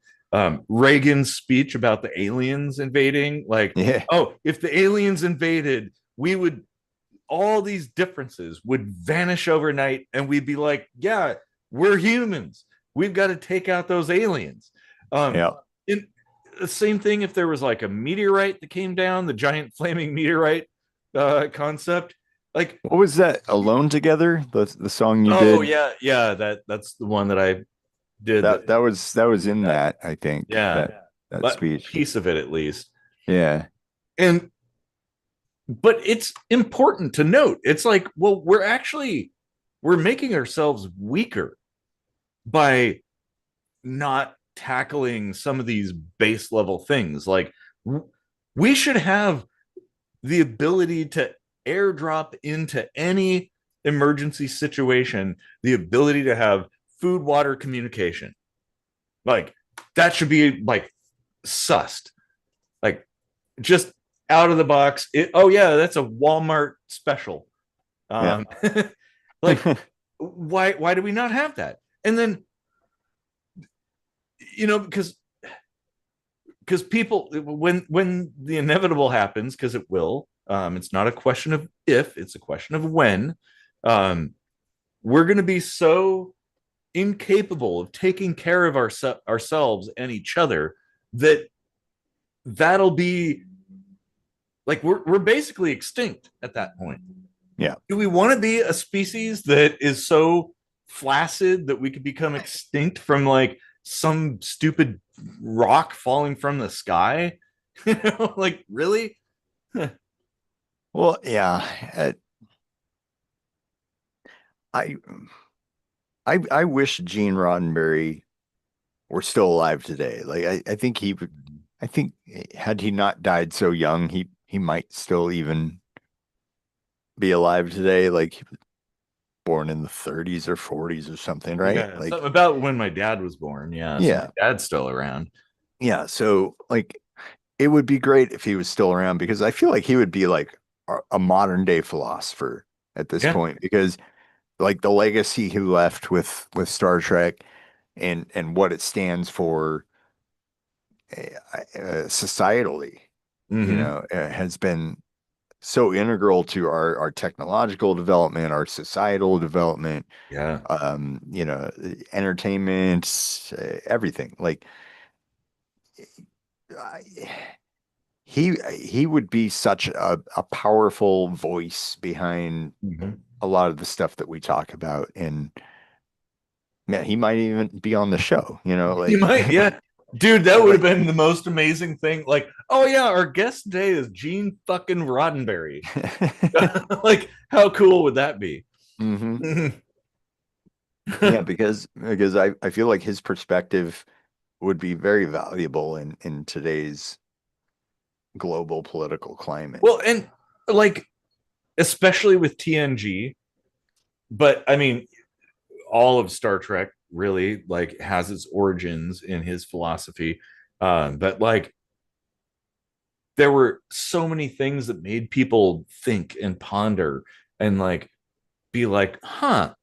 Because I remember that episode where Riker fell in love with that androgynous hmm person, and that was a trans episode, Yeah. and you know their own society didn't appreciate them like being like, oh well, basically it's a planet of trans people, um and you have to be that. And if you decide like, oh, I'm a little bit more male or female or something, well, that's a problem, you got to be reprogrammed. And It's like, in that illustrates how stupid the like the critique of that, like, let people be who they are. you know That's what the we learned there. what's especially brilliant about that is that it put the onus of being the asshole on the trans Yep. culture. And I'm not saying that to like say that trans people are the asshole. It's more like Yeah. it's showing that anyone with that opinion, Mhm. regardless of how they identify as just a being, right? Yeah. Makes them the asshole. Like it's not about it's not about who you love or how your sexuality is. It's about how you act. So it Mhm. was especially brilliant to show them being the assholes, Yeah. not because you're an asshole for being trans, but And because like, you're an this is asshole for where, being a bigot. well, exactly. And in that, it's like, if you're some guy living in fucking like Nebraska or something watching this episode, all of a sudden now it turns things so like you're rooting for the trans person. Right. Like, oh man. And then now see it flips the script. Like, how brilliant is that? Yeah. Like Like the food for thought from Star Trek is priceless. yeah. Like, And I mean, it doesn't always work because, of course, there's a lot of people now that are like, when did Star Trek become woke? And it's like, um, it's always been woke. did you So did yeah. you even see the 60s series? Okay, never Yeah, mind. yeah. Like, I remember there was a, you remember the in TOS, the kiss between Kirk and Uhura, mhm. and there was all this hate mail that flooded in. People were like, oh my god, what, you have a black person kissing a white person, blah, blah, blah. But then there was like one letter that a guy was like, I believe in separation of races, like there should be black people and white people, and I don't know, I kind of take issue with that scene, but it was actually kind of hot. It's like, okay, see, this is how you fucking fix the future. Like, all right, you're bigoted today, but you're like remembering that. Yeah. Like, well, okay, yeah, that okay, her is kind of fucking hot. And mhm, Yeah, we I mean, take if away that's what it that. takes, like Yeah. however small the steps, at Hmm. least it's a step in the right direction, and that's all that counts, and Well, and you can't fix everything overnight. That's the thing that has to be reiterated over and over again. It's yeah. like you fix the small stuff. You start with the small things, the things you can tackle right now, and you look to the future and you're like, well, someday we'll get to that big one. Um, Mm. but right now, there's these things we have the ability to fix, and so let's fix them. And yeah, I and so it's like, yeah, Star Trek changed the world despite the best efforts of governments around the world, and we're better off for it. Yeah, most definitely. Yeah. So I I wonder if there will ever be a possibility for us to actually make the Manna Machine come to fruition. Like, I have it on my itinerary to build a functional one, at least the concept,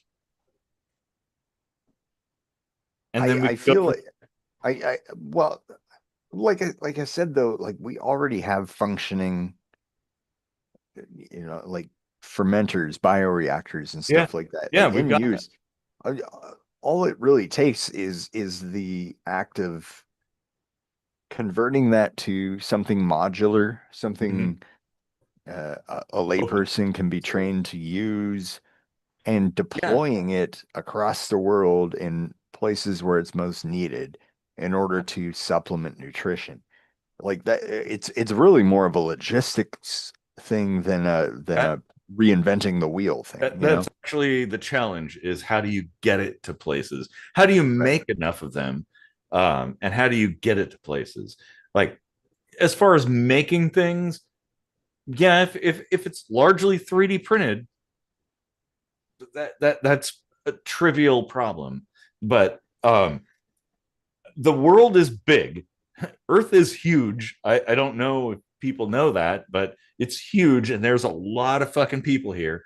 So how Mm. do you get enough? Well, I don't know about the 3D printing aspect now that I think about the actual function of a bioreactor. Like heat is a product of the whole reaction, and the heat needs to be uh kept in check. Well, you Now, can 3D now, print like with when you're dealing with plastics and stuff, the heat can actually start to affect the structural integrity of sure. I'm things. thinking about like the small stuff that can break, like knobs, a little gear here or something, like little stuff. Um, Yeah. but you can 3D print with metal now, wood even. Yeah. Yeah, I mean, like, yeah, for agitation and stuff, you would Keep probably talking. have some gears. Um, but all in all, like, I don't know if most of the important parts would actually be possible to 3D print. I mean, you'd have a glass vessel for one thing. That of course would have to be supplied and maybe have a backup in the emergency kit, of course. Um, and the light source, of course, you would not be able to 3D print something like that. Maybe certain components of it, perhaps sheaths or whatever.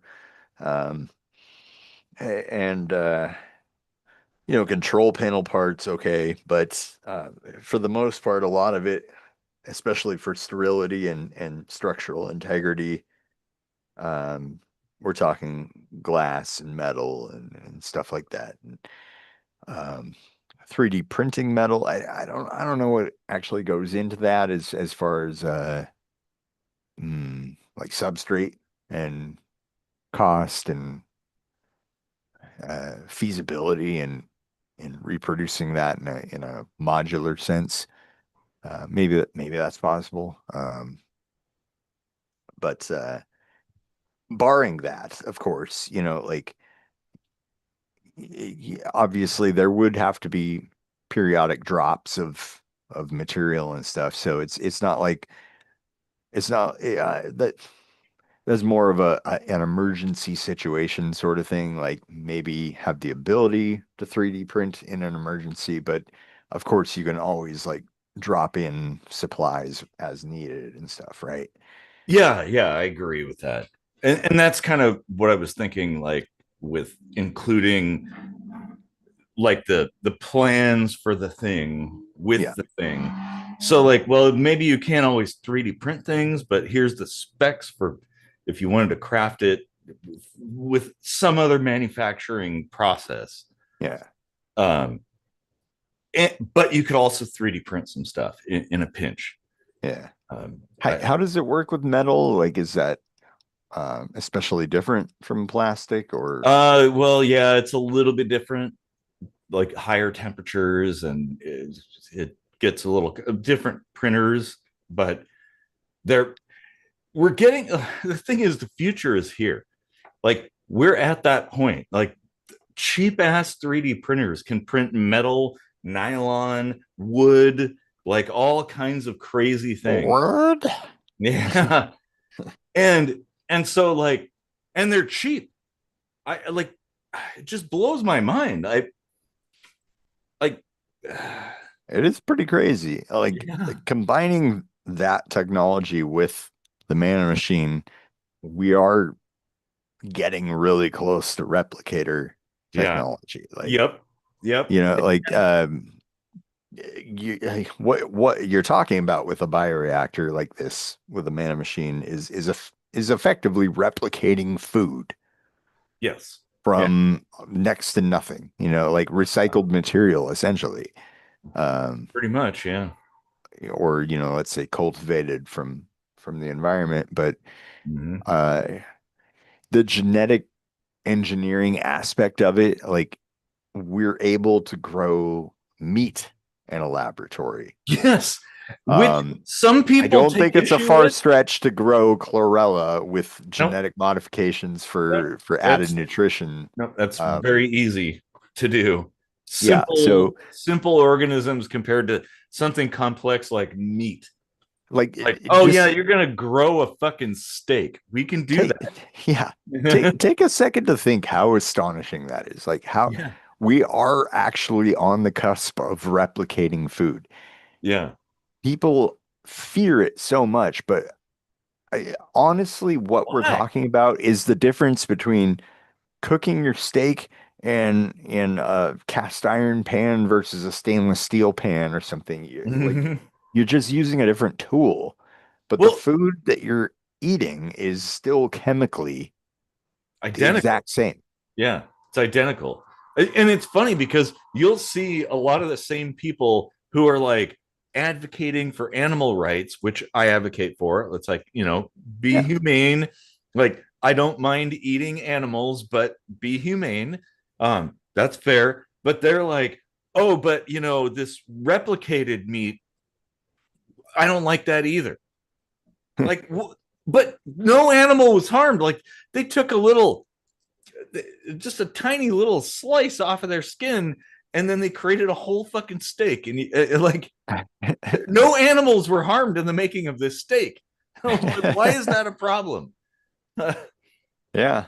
Like And they don't even require blood. Like no, no, just a it's few, just a little, just take a little skin off, and there you go. You can make yourself like a whole chicken, or a bunch of chicken. pretty amazing. Yeah. Like I see that as the future, like Oh yeah. honestly. It's fine for cultural or, you know, palate preference, let's say, Mm-hmm. to maintain some of the old ways or whatever. Mm-hmm. And of course, there's the whole organic movement, which I Yeah. will Which again is remind dumb. I'll again remind people that that's Carbon. just as much a corporate interest as anything else. Yep. Oh yeah. Yeah. They're Basically pulling the the wool over easy. your eyes Yeah. and Yep. charging more for an identically nutritious supplement, Yep. basically. Organic is a great way for corporations to double the price and give Yep. you half the product. Right. Um, Yeah. so keep that in mind. Um, Hmm. and they're colluding with the government. So I mean, who do Yeah. you want your friends to be? I guess. Yeah. Um, like I would, in my mind, Organic is a very big thing in Germany. Like Mhm. people are very blinded to the parallels between that and any other corporate interest. But you know, Well, it's funny too, because like you look and it's like, oh, people are like, oh, GMOs, that's a problem, and then they buy like non-GMO bananas. Riddle me that one.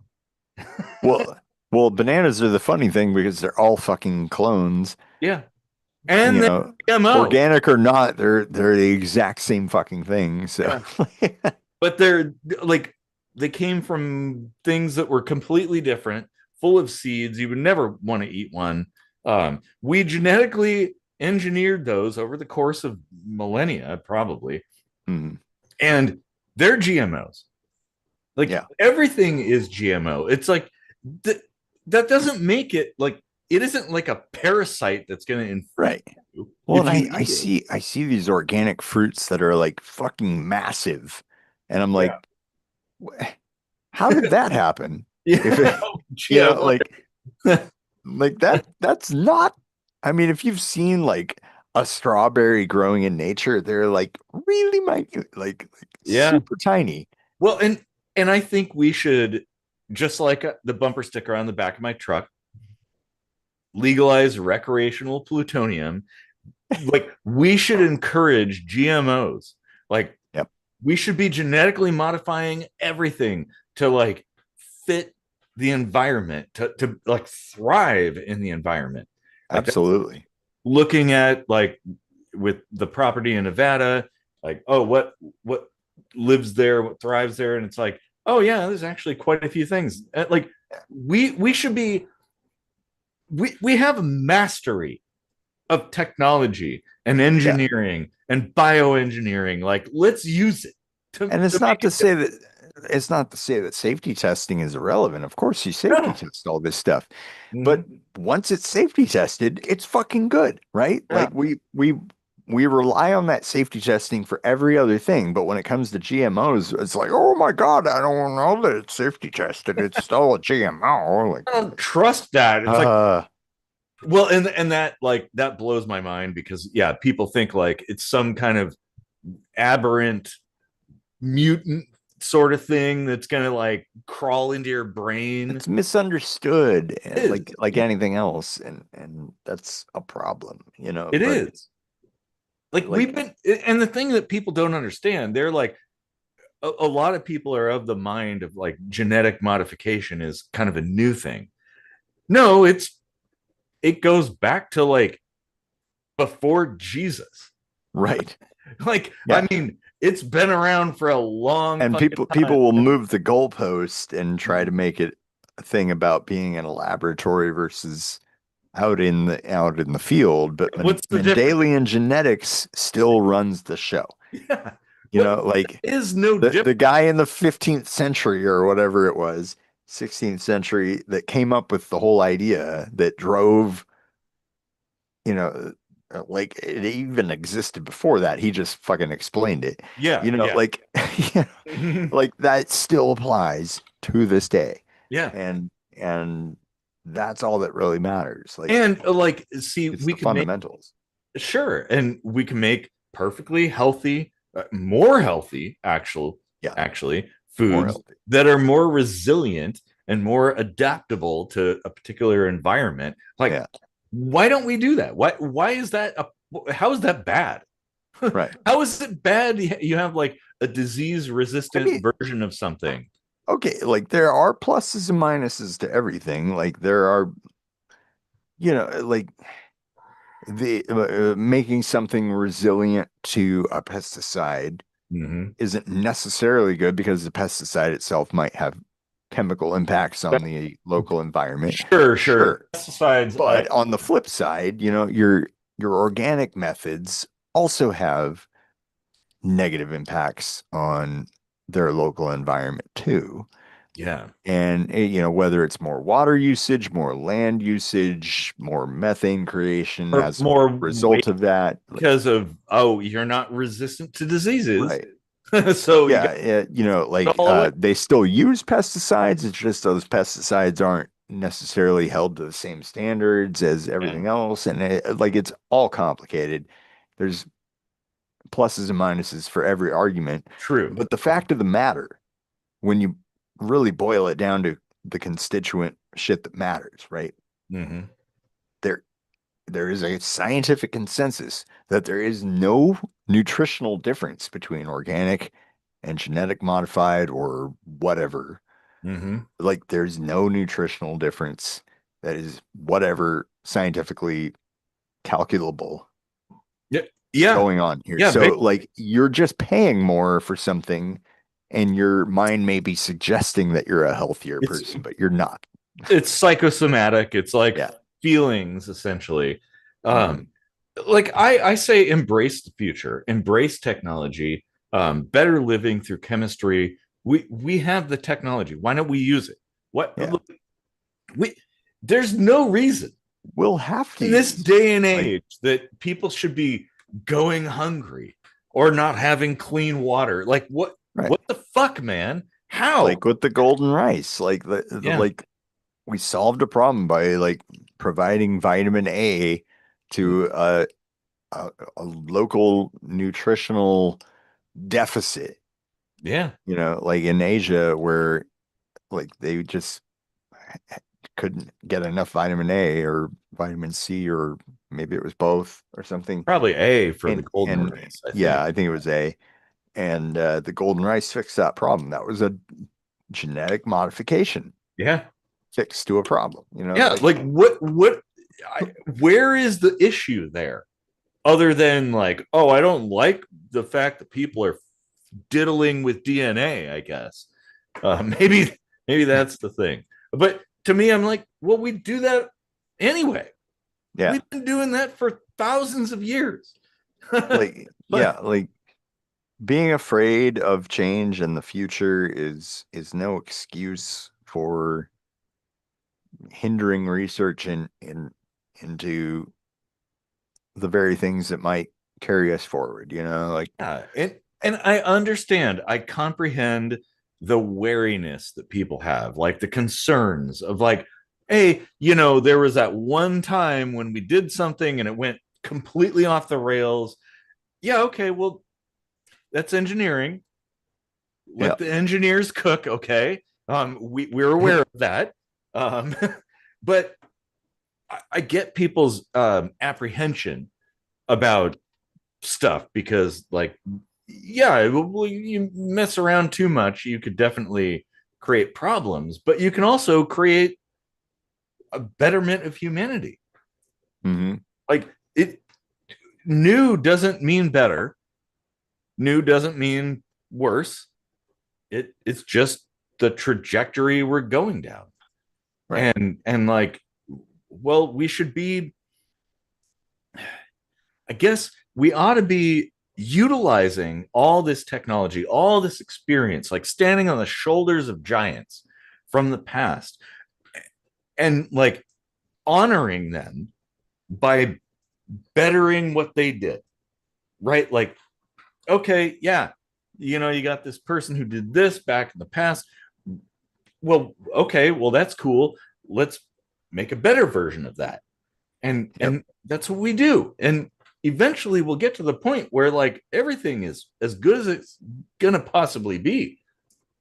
I There's a hope. comment here. Bravery isn't lack of fear. It's being afraid, but moving forward anyway. And that's a perfect Yeah. statement because Mhm. like there's absolutely reasons to, I mean, maybe fear is too strong a word, but to be cautious, of course. Cautious. Yeah. Um, like it's important to ask these questions like, could this be dangerous? Hmm. Okay, yeah, maybe. Let's investigate that. Let's keep that in mind. Let's plan for that contingency. Hmm. But to assume that no matter what you do, the danger will outweigh any potential benefit is a fallacy of logic. Sure. Well, and it's kind of like because of your fear, you don't even take a step. Hmm. Because like, oh well, that rock could possibly wobble and I'll fall and break Hmm. my Yeah, leg or something like that. Like, no, take the step. We've yeah, been doing that. Like, we need to do more of that, I think. right. Including the Manna Machine. We Yeah. need we need to build and deploy Hmm. tons of Manna Machines all around the world. Like Yep. we've got the fucking blueprints for this shit. We've Yeah. got we've got like research applications as a tried and true and tested method for producing quality product, Hmm. reproducible product. We basically have proof of concept in hand Hmm. that this could actually function. We Yeah. just need to adapt its function for a different use Yeah. and make sure that that is safe, reproducible, and modular in a variety of different applications and environments. Yeah. And boom, we have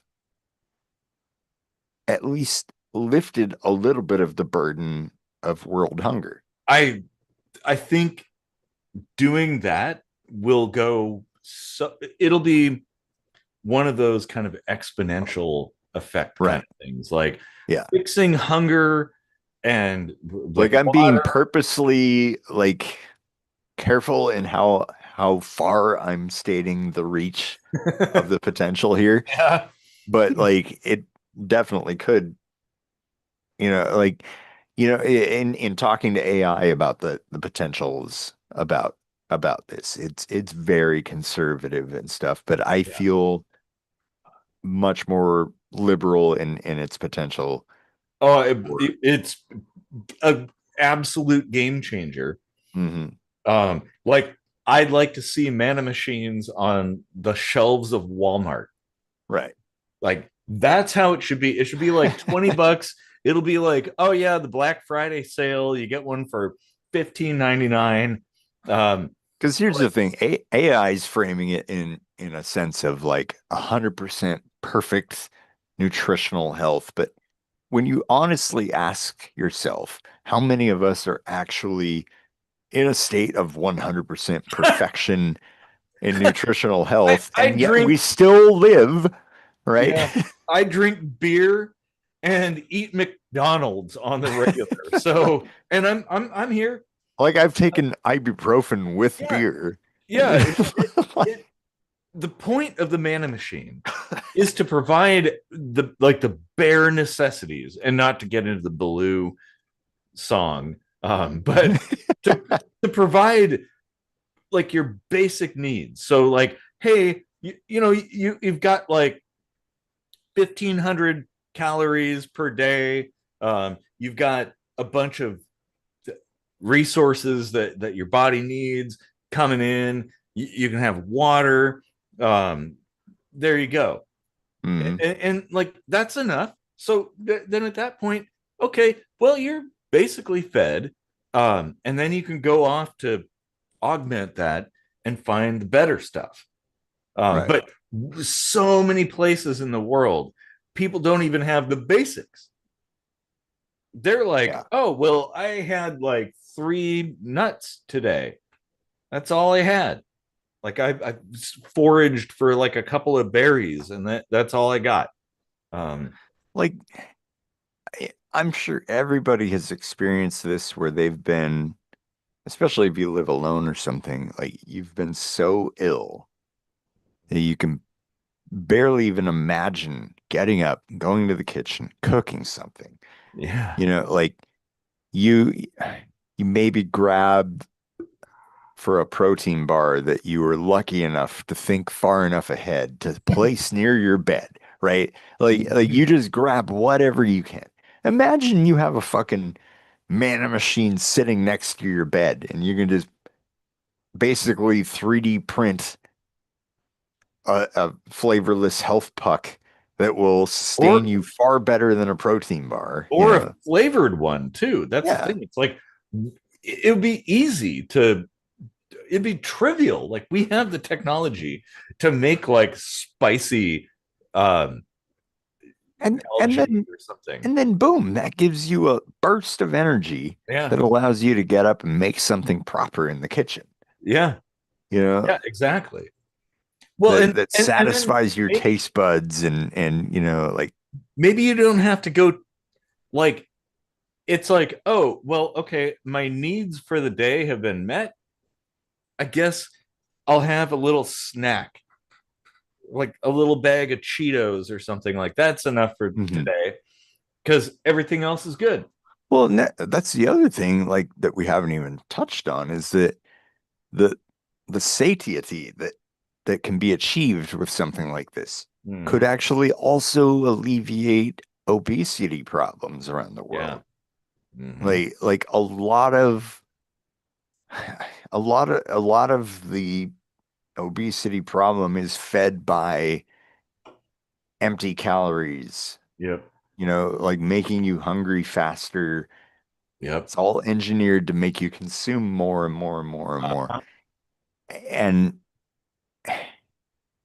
and honestly, like it's not even just an issue of like health or whatever, but it's an issue of like attacking the core problem, which is the hormone ghrelin, which tells you, hey, stomach's pretty empty. We need more in here.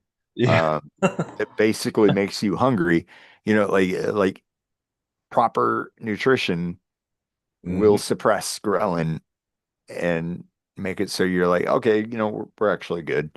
We don't need more food, and removes that dopamine craving Yeah. aspect in the whole feedback loop system. So like honestly, like if a system like this were bedside at some point, Hmm. we would probably see a reduction in obesity too. And Yeah. and of Which course would that's a be threat to all the, like the medical three the establishment. three companies that own every fucking Yeah. food Yeah, manufacturer exactly. like Kraft and Well, and Pepsi or I'm whatever, like, sure they also have connections with like the medical uh, establishment as well. mm, Um, like that's a racket too. yeah, Like we got to break that shit. yeah. Like I All this shit, like food, medical, I feel like all that stuff is human right.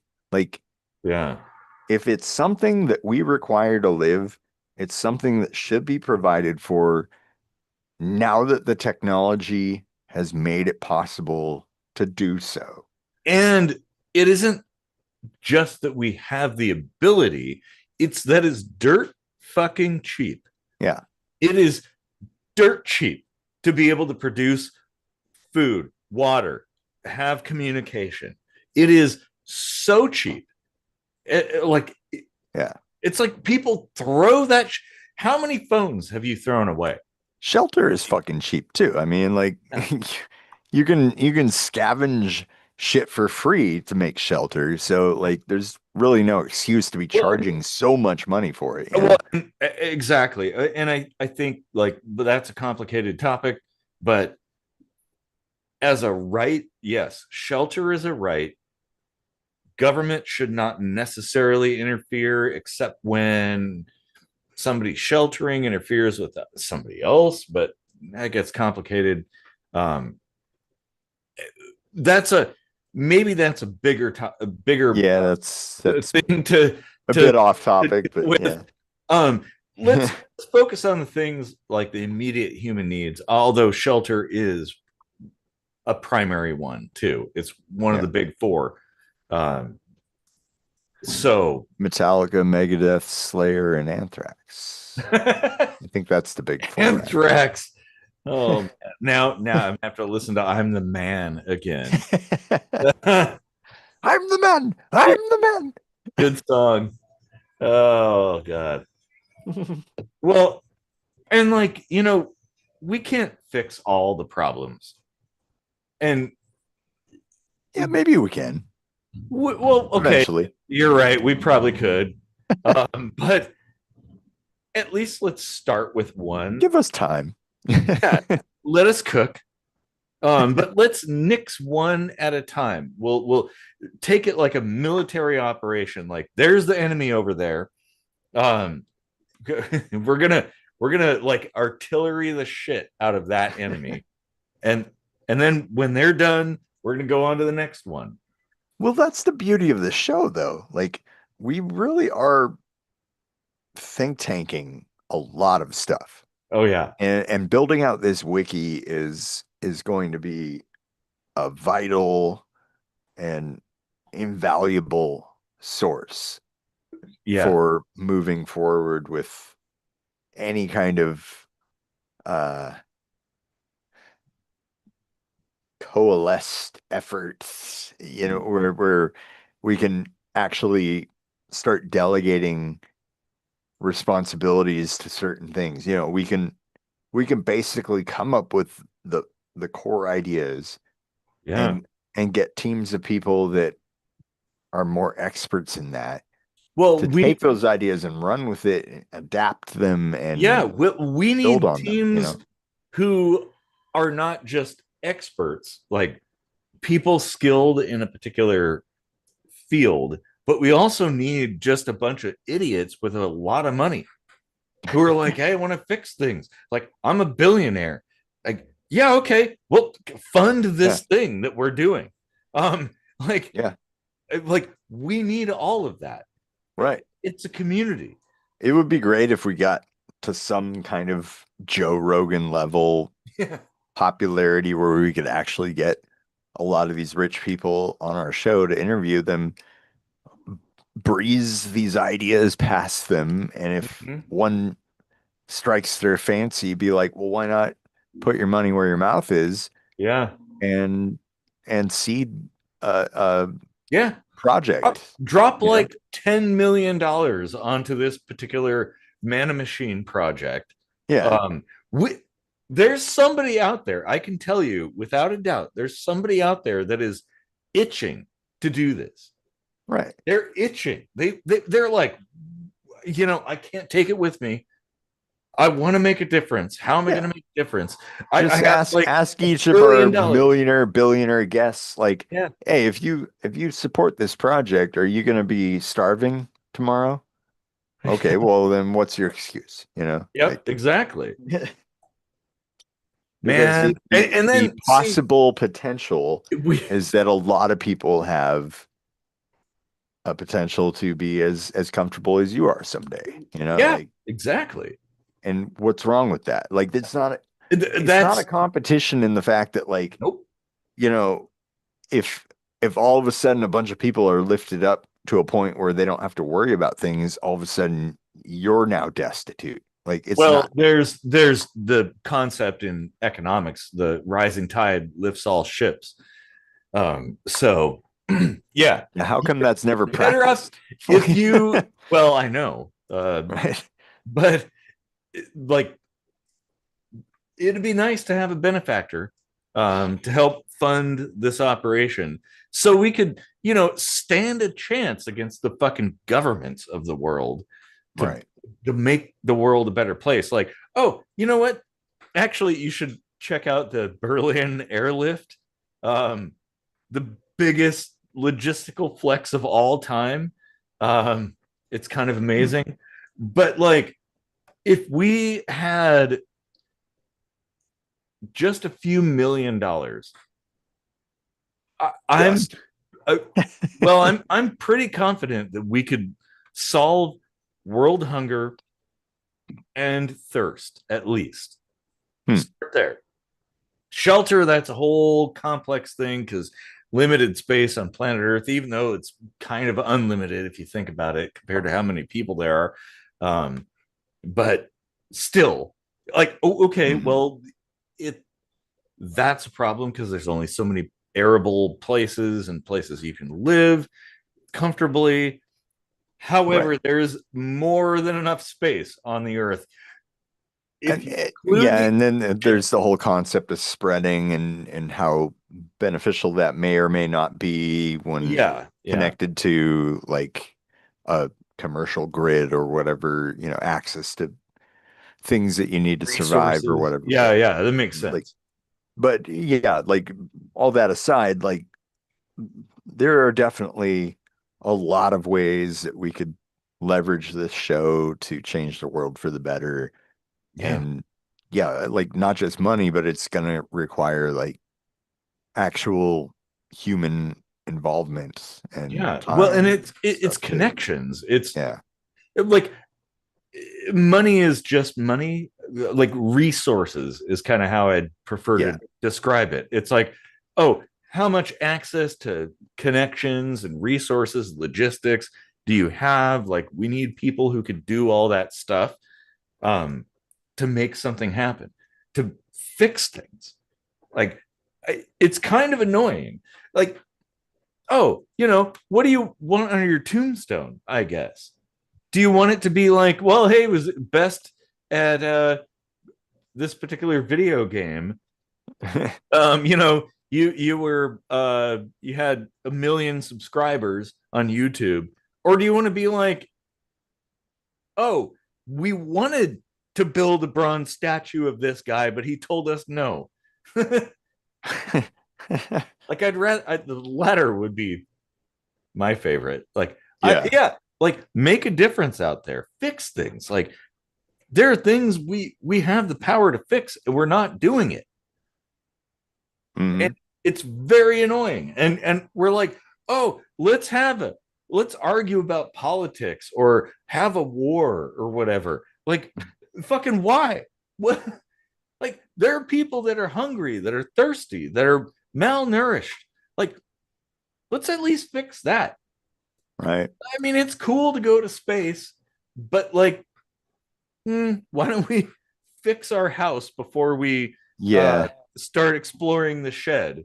Yeah, it seems like putting the cart before the horse at this point with where Yeah, we are as a species. Like things could have been a lot different had the last 10 years gone maybe a little differently.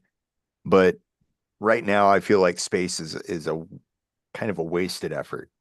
Like, I mean, it does inspire people to do things, to join up. Like, the kids really love it, so that's mhm. good because, like, oh, that's the future generation of engineers and spacefarers and air like pilots and stuff like that. That's cool. Mhm. But like, it's also not cool when we're doing that. Meanwhile, there's a bunch of people who are like dying Yeah. uh, for want of shit that we throw away. Like, Right. so here's one thing that I think: how do we take the stuff that we throw away and get it to the people that want stuff? That's an option. Um, Yeah, I mean, like these are all really important things that we need to include in this manual for making yeah, the world a better yeah, place. Like these are all important considerations, like wasting anything is stupid, mhm, reusing, recycling, repurposing, whatever. Like all of that mhm. stuff is vital to kind of maximize the potential of the limited resources that we have. And Yeah. and when you think about it in that sense, like maximizing potential of resources, Hmm. that's what it all comes down to. Yeah. Money, we made up money. Money isn't a resource. It's a fucking avatar for a resource. Yeah, it's a medium of Like exchange. It's sort of like an agreed upon, like, oh, well, well, I'll trade you this for that and yeah, that kind of thing. But especially when we it just isn't, print more when we need it. well, Like it's that makes meaningless. it actually valueless. Um, Hmm. so that is a problem. I'd like to fix that too, but that's bigger than our show. Hmm. Because I would love for people to be able to save money, to be able to buy things in the future. But well, oh yeah, the powers that be, they're like, well, you can't have that. Oh yeah, you save your entire life, and oh yeah, well, your goal was like 20K as a down payment on a house.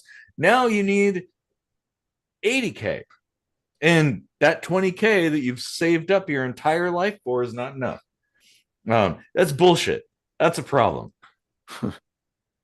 Like somehow we got to fix that. Um, but there's I wonder if at some point we on this show could formulate, calculate, derivate some kind of I feel like there's an in excess song that ties into that. some kind of index to tie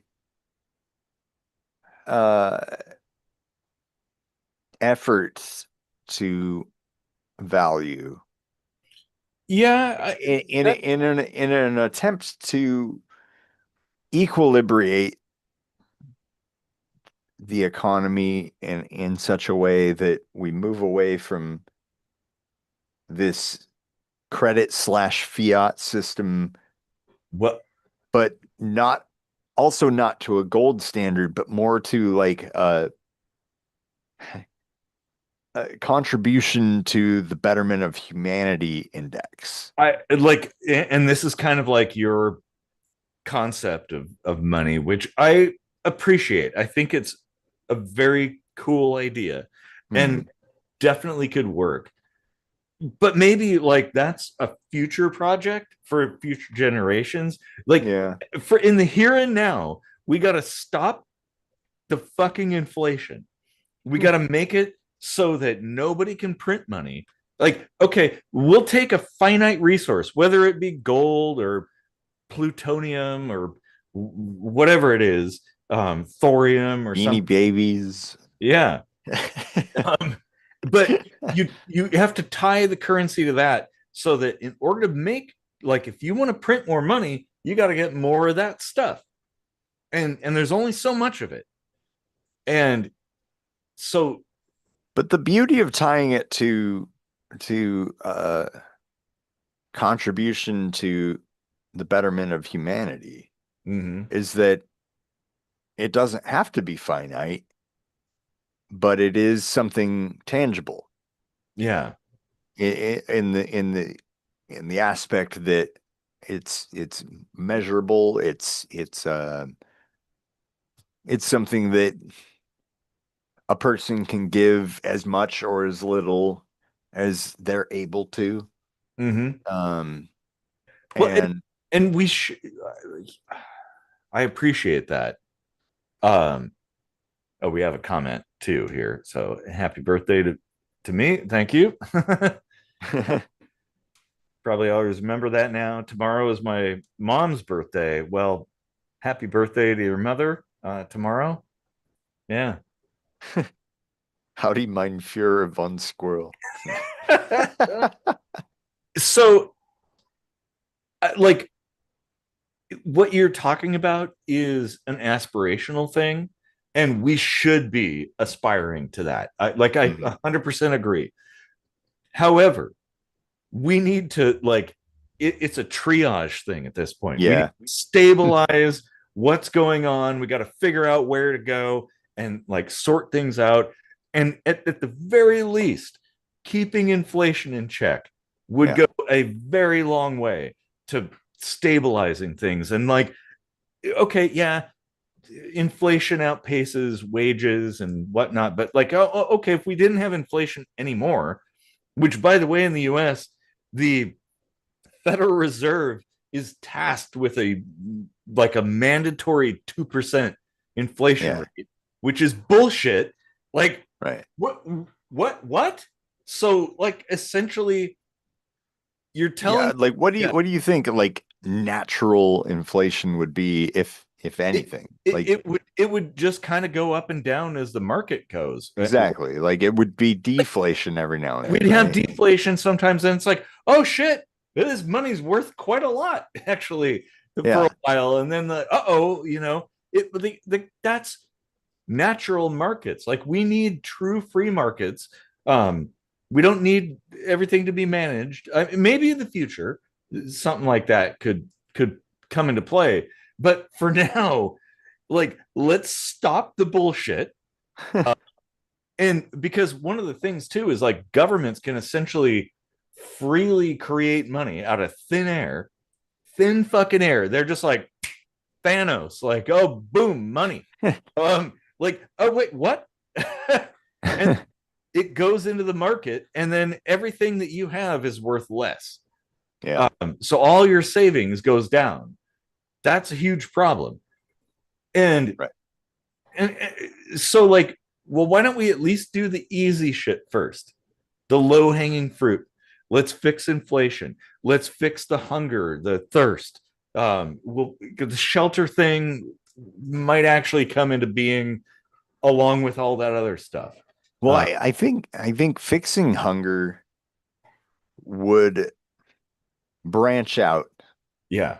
like to fix a lot of other problems. Poverty, shelter, money, all of these things, because all of that stuff is in sitting in that untapped potential of brain power that is not sufficiently fed by Mm-hmm. proper nutrition. You know, like Yeah.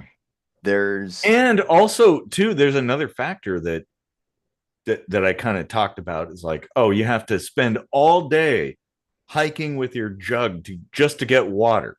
right. Like you waste there's a lot of wasted energy and resources just to like collect food and water and stuff. And like imagine a world where you don't need to do that. Now you're free to teach your kids to be a doctor, things like that. Yep. To build stuff.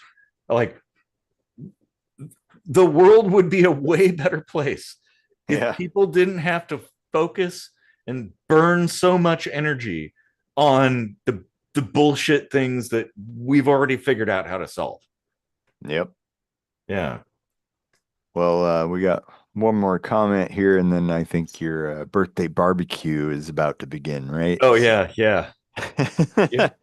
Hmm. Reduce, reuse, repurpose, recycle, rethink everything. Real money is the most important commodity, Hmm. allows for means of exchange and division of labor. Yeah. Yeah, I mean No, that's essentially what we're talking about trying to get back to, and I think something like a Manna Machine could open the door to a possibility for that because, like, let's be honest, a lot of the economy is tied to not only forcing scarcity in things that we want, but things that we need, and that Yeah. includes food. You know, Mm.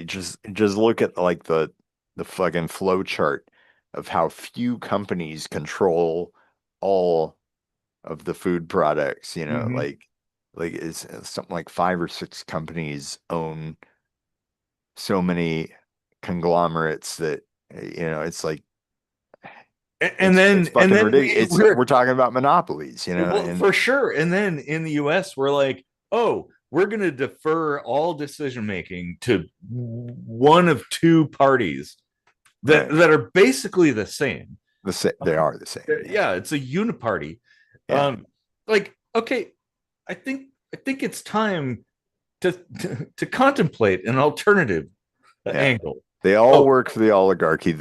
yes, The right makes the moves and the left gives the false hope that they're fighting against the moves. that's Like dude, that's a total fucking psyop. You're right.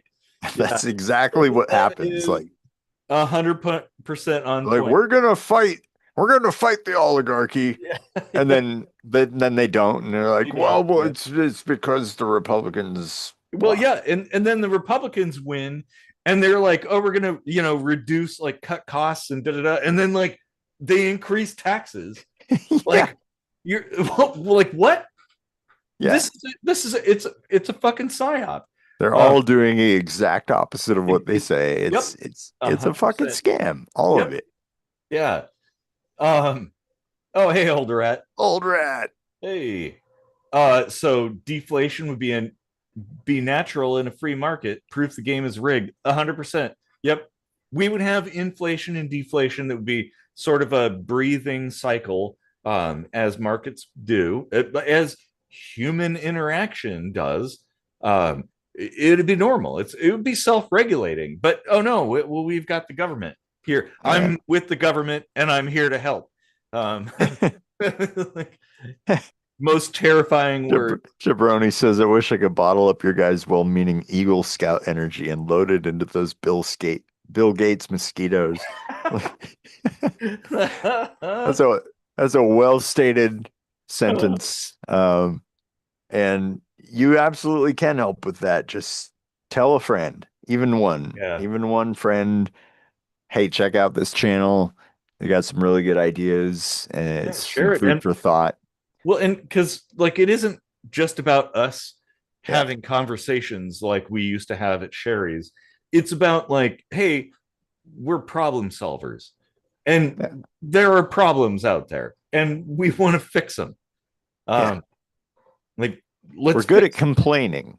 Well, It's, but you know, we do that. in a Follow it up with, solving manner. Yeah. yeah, we Yeah. follow it up with some kind of idea, like, oh, well, maybe we could try this.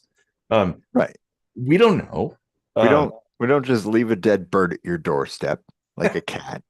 or a horse head in your bed. We tie a little note around the dead bird's neck, like, Mhm. here's how you could fix the dead bird, like Oh, man.